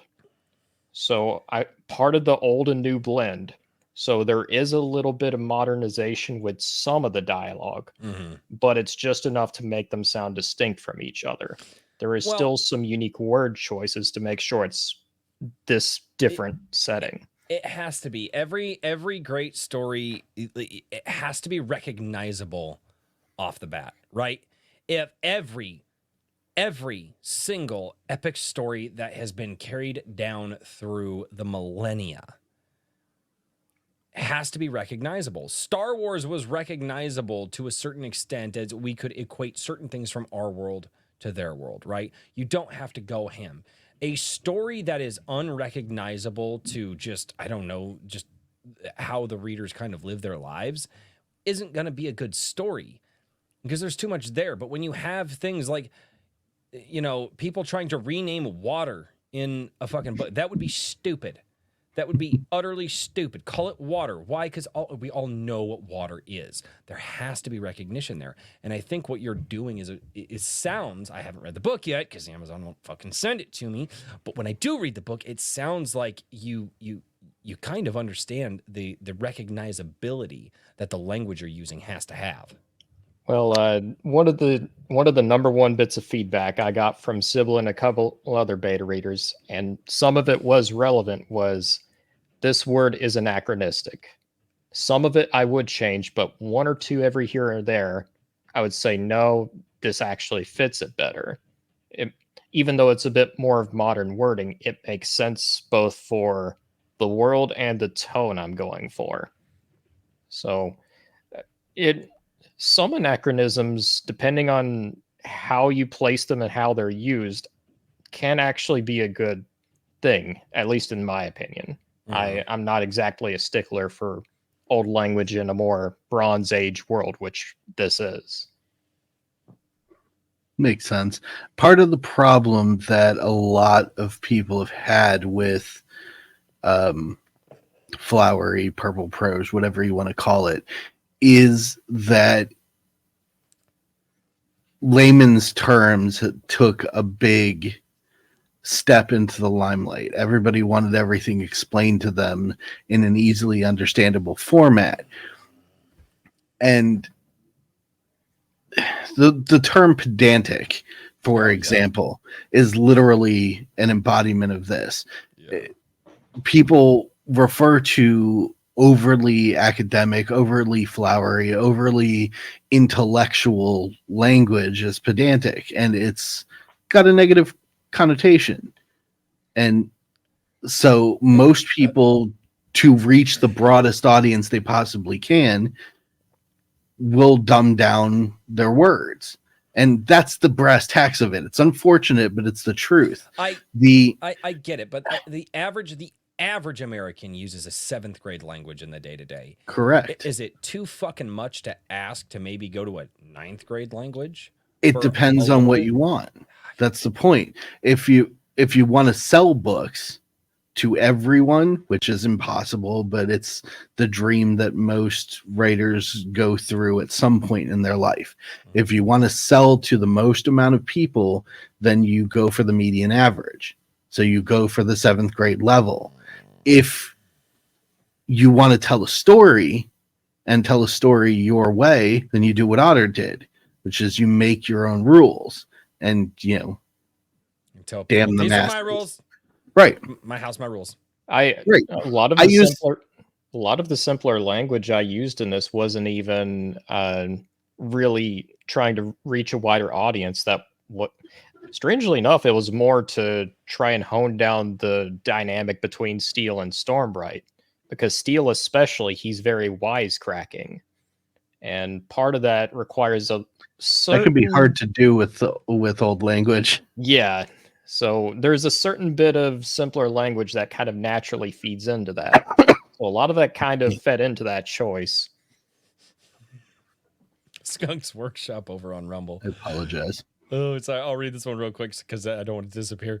Sorry. Skunk's Workshop says, I'm that 7th grade level writer Royce hates. Oh, great. Yeah, a little bit. No, it just, I don't know. I read a lot of older stuff. Growing up. And well, I mean, like I say, the favorite book is back here. Not pulling it out. I pulled it out last night. But I mean, again, my favorite writing definitely takes it. They're very, very liberal with the language, and I mean, and for good reason. And there's a way to use enough, I guess, common language and a way to use enough higher level language that you can kind of merge it together and make it work. And I think Otter, that's what you're going for. Right. But that's very tight balance. Well, fuck? Life is a tight balance, man. Like, Well, consider I get it. Consider if you God. want to read a book and every page or two you have to stop and Google search what a word means. I keep a dictionary next to me. Sure, but I'm talking average human. Do you want to? Fuck you, Daniel. We've long established you're Abby normal, my friend. Deal with it. We're all crazy here. That's I'm the actually point. teaching my kids to keep a dictionary close too. They have begun. And that's good. But the point is, does a reader want to immerse themselves in what you're telling them in your book, or do they want to stop every couple of pages to look up what it is so they understand you? That's the tight balance that most people avoid by just using simple language. It's easier to just avoid it than it is to challenge your reader. Just wish people were smarter. Mm-hmm. But my daughter every day yells at me for using big words, quote unquote.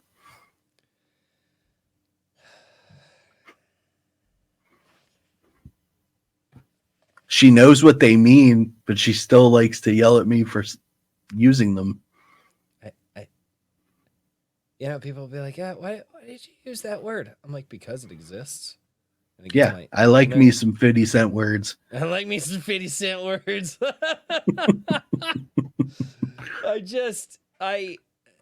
The language, there's so much, and I'm like, why not? I don't know. I apparently, as you said, I'm abnormal. Abby normal, yes. Like I said, we're all crazy here. We're all crazy. Welcome to the madhouse. It is a drink with crazy. Yeah, that it is. Guys, we've got some chats. We got some super chats to get to. Yes. Otter, before we get to the super chats, you got anything you want to say? Obviously, I'll give you your sign off before we end, but anything else you want to talk about before we get into it? I don't think I have anything else. Sweet. Let us go. Super chat time. Well, there is something. And Mr. Brian McCoppin, also known as Daniel from 2025. Future me. This was future. Yeah, this is Brian McCoppin. Daniel turns into Brian McCoppin in the future. It's a very weird time loop thing. It's convergence and reality and the what. Not just that, but I turned into Brian McCoppin in a wig. Yeah. It's a weird time paradox. What's it's and the who's it's and the whatnot, and then the scribs. It's very weird. Something about turpentine. I don't know. Turpentine becomes this. If you'd like to know more about this strange occurrence, there is an entire live stream devoted to it. You think we're being funny. We're just referencing when it was Daniel's turn to be in the seat when he was releasing a book. So if you guys want to go check that out, Sim Theory broke. Stop with the Sim Theory. It's just weird. Go check out the NDWC replay channel. That's where I upload all of the old Iron Age nights. I am behind a few weeks. Yes, you are. I was utterly lazy last week. No, I think I actually did work on it a little bit last week. All right, let's get over here. Brian McCoppin, Lord Otter, are you doing a book signing this weekend? It was originally supposed to be yesterday, but it's being pushed back to, it will be the 8th. So that will be, no, not the 8th, the 9th. Saturday, December the 9th. That's when I'll be doing a book signing. And that will be in person. Yeah. See, I like this space for rent down here. He gets it. Readers can usually guess the meanings of unfamiliar words from context. See? He gets it. This space for rent, you're my favorite. You're my favorite of the chat right now. At least for tonight. We'll see. That's not a good thing, just so you know. Shh. Why you be like that? I gotta warn the newcomer. What if they're not new? Maybe they were Lurky Lurkerton. Lurkerton. All right. Mario Trujillo.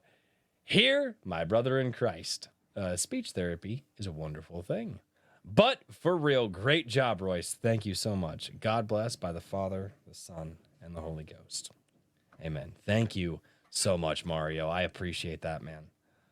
Over here, we've got the ultimate kahuna. Which brother are you, Steel or Stormbright? Lord Otter? Yes. Okay. Good answer. Yeah.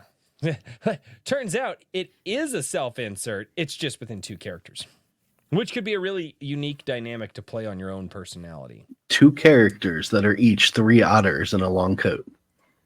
Time paradoxes and yeah. And That's exactly how it goes. that's exactly. He's like, you figured it out. 2 characters become 3 otters and what? How does? They're just starting to math in their head. Like, wait a minute. TSBOL. He told me it was TS Bowl. It's Sybil. Oh, it's Sybil. Oh, If you really want to mess with them, pronounce it TS Bowl. I always call them TSBOL because it's all capital letters. That's not even words. All right.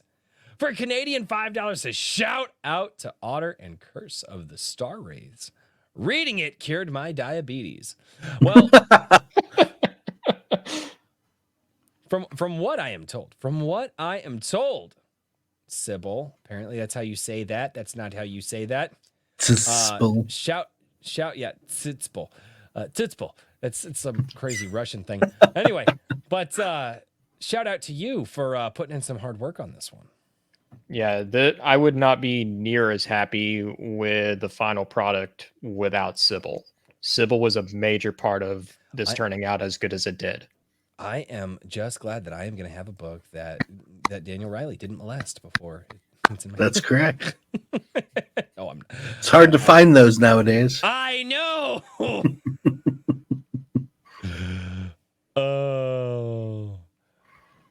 Oh God. Yeah, we can see you, Billy Bobsack. We can see you, Billy Bobsack. There he is, lurking in the chat. Yes. I think he's been trying to comment, but Billy Bobsack likes to go hard, and YouTube doesn't like it when people go hard. Especially men. It's not something YouTube is. It's the athletic tits coming back to bite him. That was the funniest shit, dude. I was listening to your launch stream. And there was like, all of a sudden I'm sitting there. I've got the smoker running, and I just got you guys playing in the background, and I kind of got distracted because I was focusing on the fire. And all of a sudden, I heard him go, athletic tits, and I was like, what? Okay, I missed a fucking step. So I had to back up, and I was like, what are we talking about? 'Twas the word tits that brought Royce's attention back to the fore. John A. Douglas. Someone said tits? And so I am proved correct. If it helps with this whole explanation, the whole phrase athletic tits has kind of become part of my marketing strategy. And believe it or not, it has turned heads. There you go. That's what you want. Danielle Johnston, face palms, men. Yeah. Yeah, it's no lie detected. One way to get us to pay attention. Like, well, there's a couple other ways, but we won't get into that right now. The ultimate kahuna for $2. Royce, it's too late. I already did a reading of it. Yeah, but I didn't. I could still do it. He did it first, though. Yeah, but Otter said I could do it. I don't give a damn. You can do it. He did it first, though. But Otter said I could do it. Yeah. Coda said he did it first, but I was still allowed to do it. They're like, yeah, that's fine. What are you bitching about? Oh, God. He just wanted you to know that it was sloppy seconds. Jesus. Maji-chan for $5 says, congratulations, Lord Otter. Can't stay, but all your hard work has paid off. Smash some clams in celebration, Maji-chan. For the love of God. Phrasing. I saw people react to that super chat. They're like, Maji phrasing. And she's like, Otters eat clams. I'll go ahead and say this to Maji because I know for a fact she's pretty far along working on her own novel. Let's see. Where she is now, everything I've heard, that was me about a year or so ago. I know exactly where she is. And my advice to her is just stick with it. Listen to the criticism, learn I'm what's hearing good things. and what you can use to make it better, and just push forward with it. You will get to the other side. No, and she really does. From what everything that I'm hearing, she's sent me a couple of paragraphs here and there. Like she's onto something. I really think that she's, and I Don't worry, we're working on it. I know. I still think it's so fucking hilarious that it was born from a meme just to meme me, and now it sounds like it's turning into this really fantastic, epic story. We've got a whole anthology going. God fucking bless it, you guys. It will be when it's ready. I'm finishing mine up as we speak. I swear to all holy hell, if you guys don't keep this thing completely fucking secret from me, and you just plop it in on the CSW stream, like, oh yeah, no, we're working on it. So shut up, Daniel.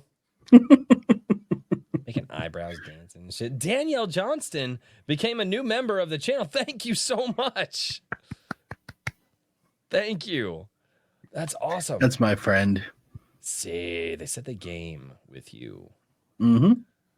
Ram for Ram! $2. Got paid today, so here's $2. I appreciate you, man. Thank you. Mario Trujillo. Let's be real, Royce. Most people are 5th grade. Fuck. Yeah. 5th grade from today or 5th grade from 20 years ago? That's a different. Don't get me started. Yeah, degradation of education, 5th grade today. Yeah. Yup. Danielle Johnston for $10. My husband just said to Daniel, "What? You mean Dune?" Laughs. Explain to the commenter on the panel. I don't know. I like Dune. I like Dune. I've heard of it. There's no context to that comment, but it better not have been derogatory. I believe I was talking about language when that one dropped. Oh yeah. I was yelling about language and just think you were talking about needing a dictionary. Yes. Yeah, that would be correct. And it's one of the reasons why I love Dune. Dune has a whole appendix in the back just for everything it introduces. Not just that, but the actual language in the book, the way things are described and written, and it's, for lack of a better term, rather highbrow. Yeah. And that's even ignoring the whole ecology of Arrakis itself, which is a major part. Well, here's the thing: is everybody's like, oh, but the higher language, it doesn't sell. I mean, dude, Tolkien, like modern fairy story or modern fantasy, came back because of that guy, and he has some of the most well-written high language out there. Oh, and by the way, it comes from him being a fucking philologist, which is something we don't even teach anymore. It's been broken down into like 5 different sub disciplines that don't add up to the whole. Been replaced by Hip Hop 101. I hate. People are like, "What's philology?" My brain hurts. My brain hurts thinking about people sometimes. They bother me. You and me both, brother. Dude.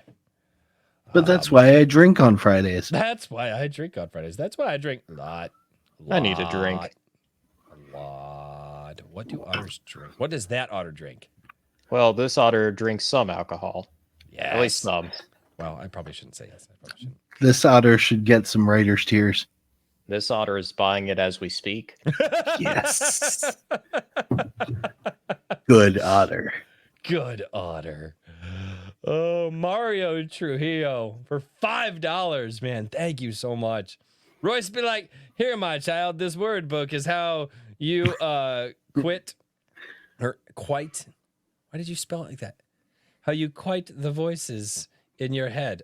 Oh, I think he meant Quiet the voices. He meant quiet, Yeah. but the E and the T got flipped. Okay, fast typing. I got it. Quiet the voices in your head. But yeah, some people are just dumb, Royce. God bless. Not wrong. Well, yeah. And you don't quiet the voices in your head. That's the wrong way to do it. Royce actively talks to them, and it's crazy. No, don't actively talk to them. You have to learn binary processing. You have to let them do their own thing in the background while you have foreground thoughts. It took years to figure that out. But once you do, it's really cool. That's why I can rant so long. Fascinating. Yeah, it's why I think ADD has been completely misdiagnosed. I actually think that ADD was actually a way for the human brain to keep up with the rapid advance in technology. I actually think it was part of the neurological evolution of the brain in real time. And instead of actually nurturing it and fostering it, we fucking sold a shit ton of drugs to a bunch of people and ruined their fucking lives. And are trying to still, stall human evolution, which pisses me the fuck off. Expand on that. Huh? Expand on that. What? It pisses you off. Later. What pisses you off, Royce? Lots of things. So stunning. So brave. Who the fuck are you calling stunning and brave, AC Pritchard? F autocorrect. Yeah, autocorrect is gay. No. No, I It's at least bi-curious. Yeah. I mean, nope, not gonna get into the federal education system. I was so close. Dude, man, some of the biggest drug peddlers on the planet are fucking teachers. I'm sorry, they are. And I can't stand them. Oh, your kid's disruptive in class, huh? Maybe you're just not fucking interesting enough. Have you ever thought about that? Well, I have a degree. What do you have a fucking degree in? History, science, math, teaching? Lesbian dance theory. That would be better than the shit. They literally get a degree in fucking teaching. Teaching what? What are you an expert in? Nothing. You are an expert in being told what to fucking vomit and regurgitate out of your mouth from the fucking state. History teachers don't know fucking history anymore. And how to write the same thing over and over and over again. That's it. Yeah, next time ask the teachers, do you have a degree in history? Well, no, but I really liked it. And they get the fuck out of here. God. Fuck, man. You feel better now? No, because I have super chance to read and I still want to rant this. Are you sure? You got time, get after it. A little bit. Just a little. You've got time, get after it. This system that has been crafted over and here's the fucking weird part, right? So we're a homeschool family and people look at you when a homeschool family, well, homeschooling, well, that's a little odd. No, it's not. It's how we fucking taught our kids for millennia. The odd thing is this crazy system that we developed that at the point of a fucking gun in some states, you have to send your children to fucking strangers and in some bad cases, potential molesters to go have them fucking learn something and be taken away from their fucking homes and indoctrinated into a state education. That's actually the new concept. Believe it or not. But the weird one where, oh no, you keep your kids at home and you nurture them and you care for them your fucking selves. Yeah, that's the actual way that we've been doing it. That was the actual time-tested and true one. And it's no wonder innovation, it's no wonder creativity and art, it's no wonder fucking AI is taking over because we have raised a generation of absolute belligerent fucking morons that can't do anything creative because they've been so fucking drugged up. Jesus.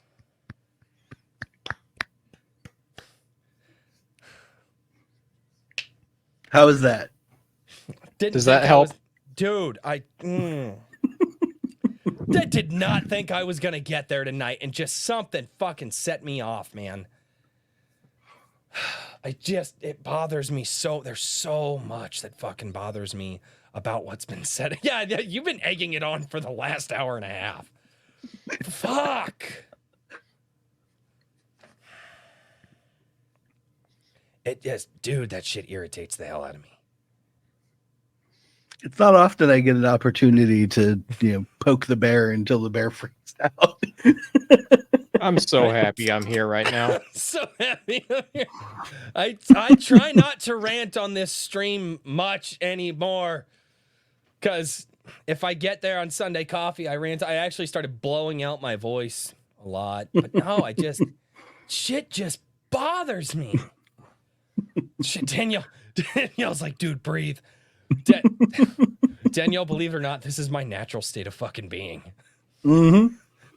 There are some people who actually think that I do that just for the fun of YouTube. No, I am actually literally just that fucking passionate. I have that level of energy. Yep. Every now and then, after stream, we'll wind him up and let him go. It's true. They've you guys. Yeah. You still need to breathe. Yeah. I'm a singer. I actually know how to breathe. I actually know how to breathe out through the diaphragm, which is why I can rant as long as I can on a single breath. It's impressive, isn't it? Yeah. Breathe out. Push your. Simple breathing technique for everybody. You take your hands, you point your fingers forward, put them on your rib cage, and push your hands apart with your breath, as if, like, literally expand your hands apart as if your rib cage is like an accordion and your hands go apart, and that'll actually help you with breath control. Soprano, mezzo, soprano. Holy shit. I am not there. I got gifted with the lovely baritone, so all of my basses and my fucking tenors had to be actually worked for.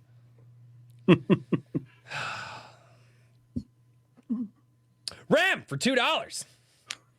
Ram Says Billy Bobsack is gay. That is all I wanted to say. That is factually true. That is factually true. And morally true. and now confirmed. Oh God. Tim Allen for $2. Mead. That is all. Yes.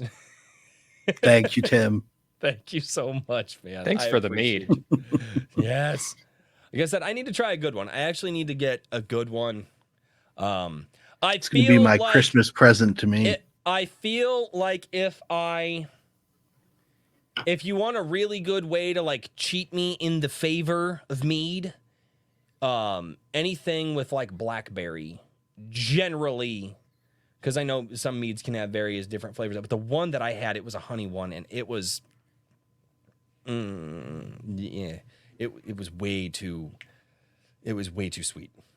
So, but no, I feel like anything like with blackberry, that will cheat me in the favor of being like, oh, this is really good, and it'll introduce me to other stuff. So, the ultimate kahuna for $2. Woo. Otter's So Brave, coming out as a fur got on stream. I'm sorry, I was too busy smashing clams. What was it again? I'm not saying that again. I have to be very delicate with how that is phrased on stream. Phrasing is everything. Phrasing is everything.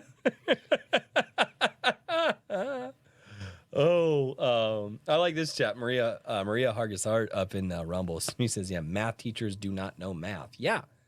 Yep. That's correct. Yep.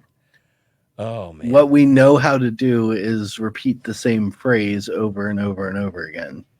Mm-hmm. Yep. No, like it just baffles me, man. It baffles me, some things that, like, the things that we're told have been normalized have literally only been in place for about 100 years. And that is a long time. No, it's not. It is a blip on the radar next to the history of mankind.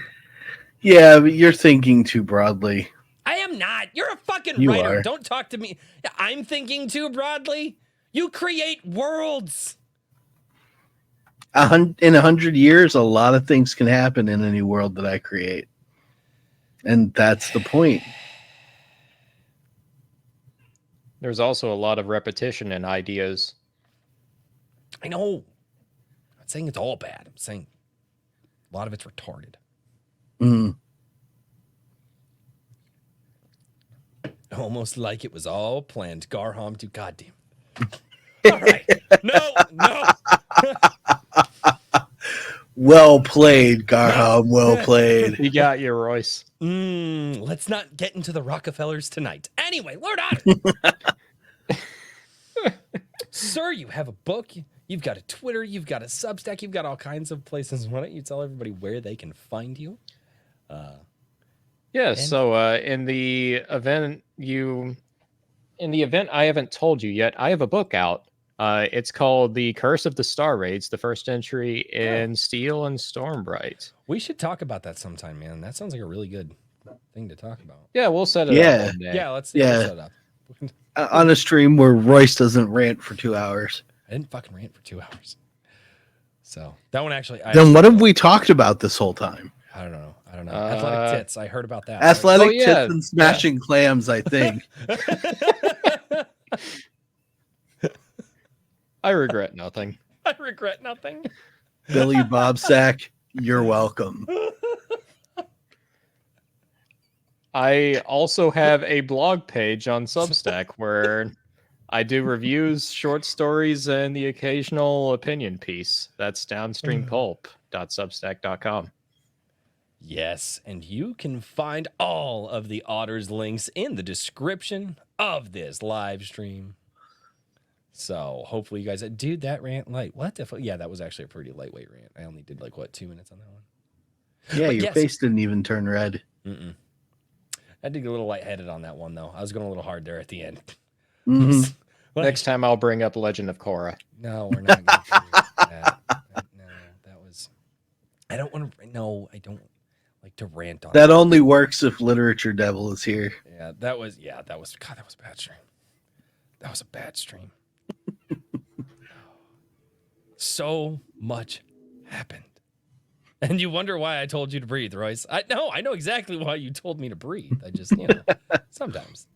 Stay based. What's going on? You showed up here towards the end. Mr. Daniel P. Riley, good sir. What do you do? How you do? Where can people find you? As usual, people can find me at whimsyland.org or on Twitter at Mr. DP Riley. And as many of you know, but some may not know, I currently have an active campaign on Fund My Comic for the special edition of my G Sedai comic issue #1. I didn't Color know that. When Pop. did you do that? Yeah, I believe I did that Black Friday. Oh. Where the hell was I? I'm not sure. I'm not sure either. Time and space. Somewhere. Warp gates. Yeah. Somewhere. Who's I'm it fairly somewhere? certain there's a record of you being somewhere Black Friday. Maybe hanging out with Hojo. Right. But yeah, the campaign is active. It will be running until the end of January. So that is 50 some days worth of time for you to spend some of that Christmas cash. If you are interested in the fantastic artwork that my artist Kevin has crafted of my moderately interesting words.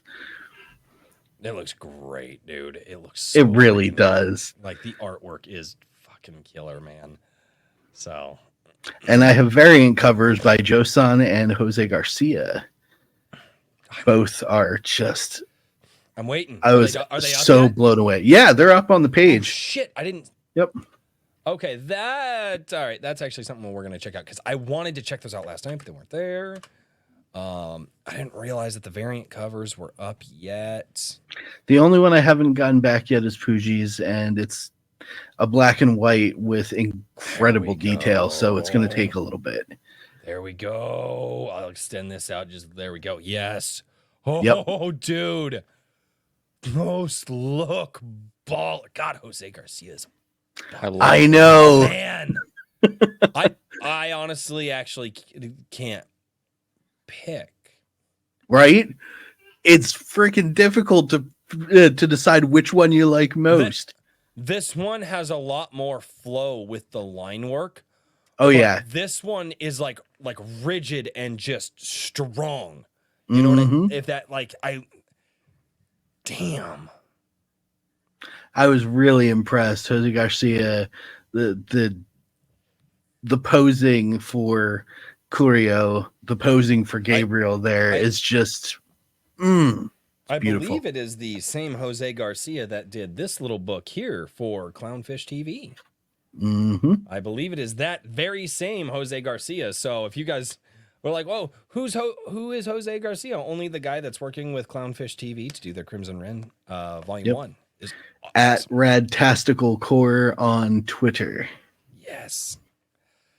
All right, and ladies and gentlemen, with all of that being said, we did it. We did it. I'm not drunk. Damn it. You're not drunk. Wait, you're not drunk. That's rare. Only 3 drinks tonight. Oh. Gay. Mega super gay. Mega super gay. Ladies and gentlemen. I was enjoying listening to the Otter speak. See, Otter. We did get a rant. We did. We did. Yeah, you guys poked that one. I was just like, no, I'm done, and both of you guys are just. I can't even see the Otter, but I know the Otter slumped back in his chair, and he was like, no, you can keep going. I saw him slump in the chair, and I can't even see him. That's pretty accurate. Yeah, I was Otter's- trying to summon the Chaos Flames for a while there. There was just that one final moment. Then I'm like, oh yeah, this is rant mode. Here we This go. is- Oh, you guys are just like poke. You bastards. I have one last thing to say. Athletic tits. And buy the goat. By the God, son of a bitch. But the whole damn stream without a goat. You almost got him to agree, Otter. Well done. Yeah. Oh, ladies and gentlemen, and tomorrow night we will be back with Star Shatter. We're going at 6 p.m. Central. We're going to get back into our epic sci-fi tabletop that is crafted in the world of Black Knights, Star Shatter. So join us there. Myself and Lord Otter will be back. So it's going to be great. Lord Otter plays an awesome character. I play a mediocre character. But be there tomorrow at 6 p.m. Central. And as always, tune in on Sundays for Sunday Coffee, where I read all of your comments. And as always, ladies and gentlemen, until next time, cheers, everybody. Good night, everybody. Good night.